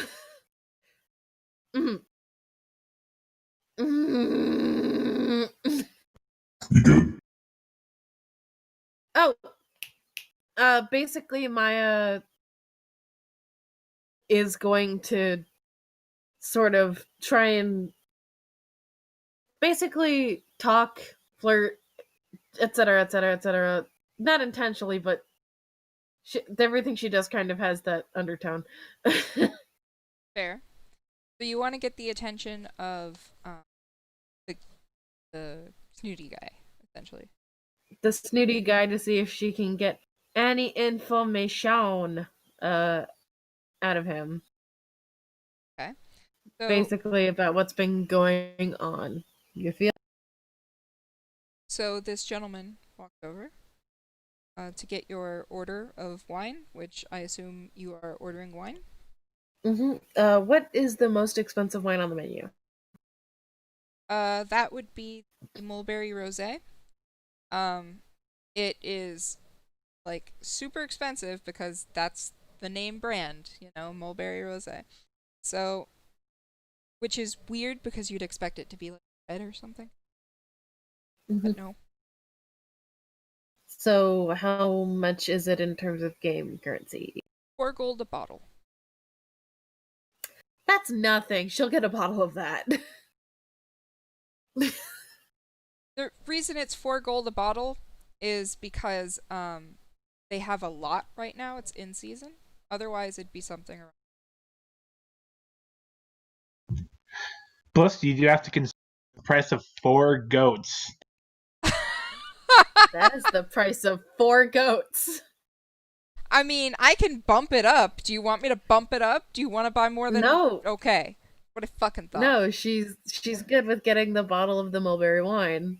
Wait, how many goats does Maya have on her person? Maya does not have goats. She has gold. I suppose we'll do. No Chauncey, unfortunately. Lord. I still love the fact. My character in another campaign has a goat that he rides on named Chauncey. He's a gnome. It's great. Okay, so this guy comes over and it's like, okay. So he comes back with a bottle and pours 2 glasses and sets the bottle down. Hey, well, can I offer you anything else? Actually, okay, I'm going to roll for her, because she's about to use persuasion. Oh, what is she persuading though? Well, there's no just straight charisma skill. There is, and that's but what are you trying to do?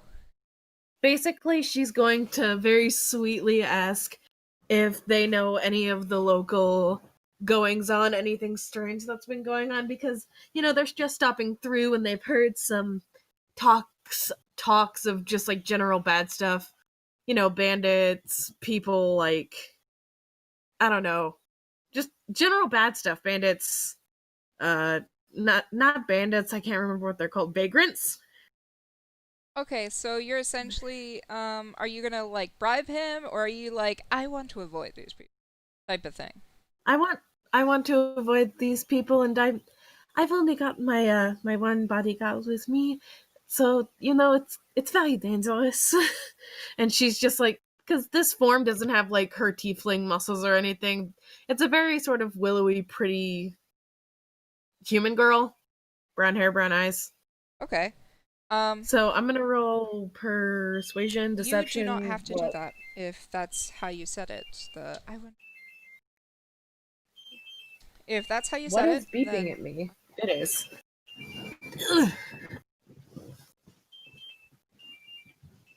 If he is the kind of person who's so snooty, I'd imagine he would help someone else who's like that keep away from the riffraff. Yeah, that's why I'm you don't have to roll persuasion. He's just gonna tell you. Oh yeah, because she looks like a fair maiden who wants to avoid the riffraff.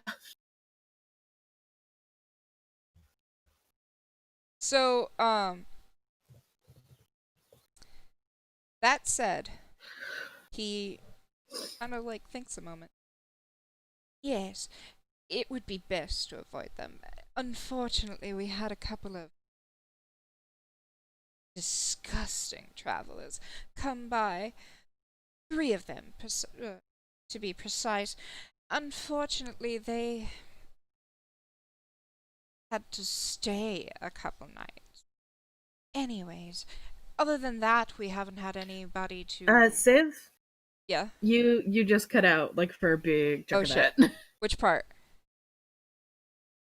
The beginning and most of it. I just caught that little tail end, oh, they had to stay a couple nights, and I'm where? Oh, sorry. Shit, I forgot what I said. Oh no. We'll find out in the recording. gross travelers came through, had to stay nights. Yes. Wait, are they talking about us? No. Surprisingly not. Yes. No, a group of 3 travelers came on through. Unfortunately, they had to stay a couple nights. But I should say, things haven't been going all that well, so I would be perhaps a little careful. Unfortunately, my shipments haven't been going in so frequently, so I can't say so much that we have good clientele anymore, especially since the Humboldts stopped purchasing from us. We used to buy so many casks every week. That sounds rather unfortunate. And she looks like she's thinking, and after a moment she looks up at him with those big brown eyes and is just like, I've heard some is that something. She looks like she looks like she's almost torn about asking about it or not.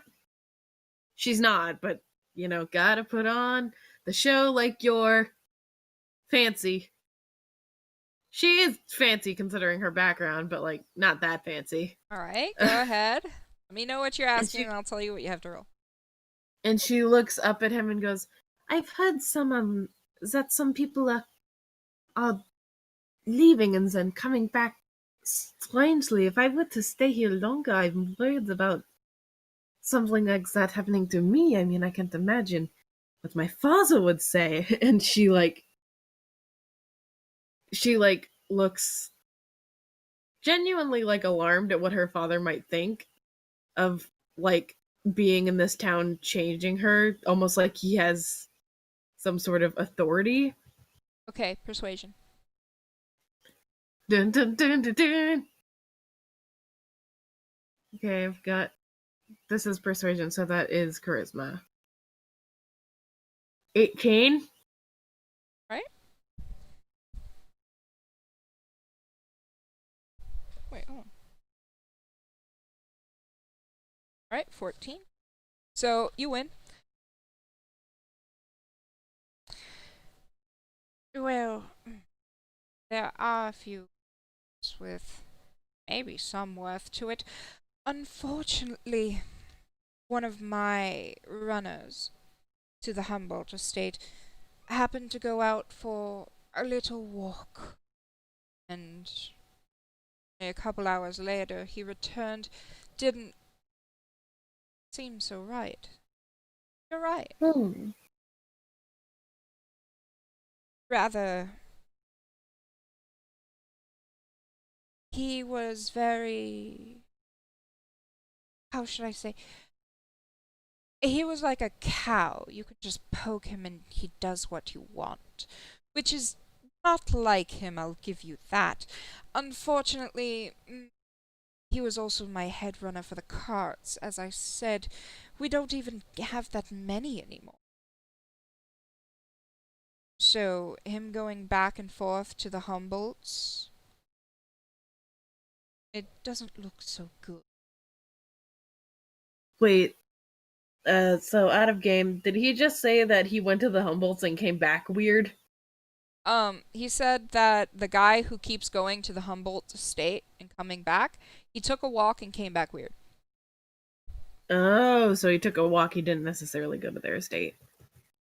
And where did he go for a walk? Do you know? Yes, I do. You see, there's this wonderful garden out by the noble estates there. He took a trip there. And she looks like she's thinking about it, and she nods as if, like, he's answered her question. She's like, thank you. Is it just called the Mulberry Winery? Yes. I will let my father know about this lovely winery you've got. Perhaps he could help you with your shipments? At that, the gentleman seems a little bit more interested in you. Oh, really? I would much appreciate that. She nods and she gives him, a bright smile and nods and says, we will have our wine and we will enjoy your wonderful establishment before we have to get going. Thank you so much. And thank you, madam. Maya. Before he walks away from the table, Cole's going to request 2 ice cubes and a bendy straw. Oh my fucking god. Just to get on this guy. First he's like, madam, to Maya. And she says my name is Maya. And her last name is the last name of her noble parents. Like, it's not a secret. She's not like, oh, I'm secretly noble. Like, she just, like, doesn't really mention it. So if he knows the humans, hearts throws, she just says Maya. That's fair. Well, Madame Maya, feel free to cruise the wines at my wonderful establishment as you see fit. And good day, sir. And to you as well. he turns and starts to walk away. Do you want to RP that part, or you just assume that you said that? I don't think it's worth RPing. Okay. He looks absolutely fucking horrified. Maya covers her mouth. And then he, returns this small cup, right? With a little plastic by the way, plastic exists. With this little plastic tops, this little bendy straw, and there's like little pictures of like sheep and stuff on the side of the little cup. Child's cup. And then I'm just imagining him bringing like a fancy wine glass to Maya and then giving him this child's cup. Well, he brought you a wine bottle and this child's cup. Did he also bring an empty cup for Maya? Because I'm hoping he's not expecting her to drink out of the kitty cup. They're already at the table. Oh, okay. Like all of them. He's going. Sorry. He's gonna look at what's his name again? You didn't ask. Okay, even better. He's gonna look at him and he's gonna drop the part of the illusion that changes his voice. Oh God. And he's gonna what? Thank you. Holy This guy is fuck. terrified. Okay, you know what? Roll intimidation with advantage. Please don't make him pee. All right.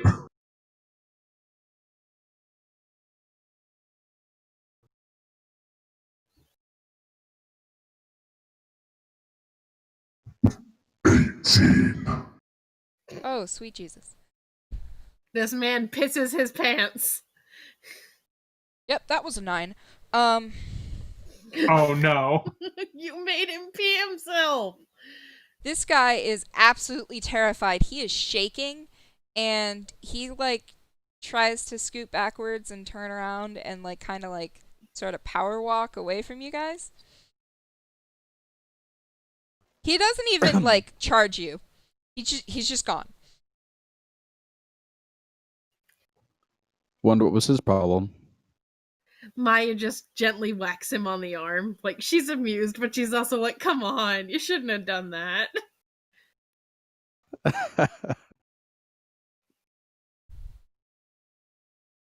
And All right. Are you guys going to meet up with them at the inn after that? Yep, she brings the bottle, I'm assuming, because she paid for it. And even though he doesn't charge them, good manners, she walks up and she puts the 4 gold on the counter before they leave. What at all? Right. So, at some point, you all meet back at the inn, and she's carrying a bottle of very tasty wine. You guys can talk about what you found, and we'll do that next session. Nice! Heck yeah! Good job, everyone. This was so much fun. I enjoyed this immensely. Good. I welcome feedback if it's like I need to do more fighting or not. That's fine. Oh no, I love RP. I'm a slut for RP. Yeah, I think I'll just get some use. Sorry, my 2 name people? is Bunny. You can go. I just said I had fun too. Okay. Yeah, I think it's just gonna take a bit to get used to the whole push to talk. Yeah, that is definitely an issue sometimes. I will stop the recording now. Okay. Woo.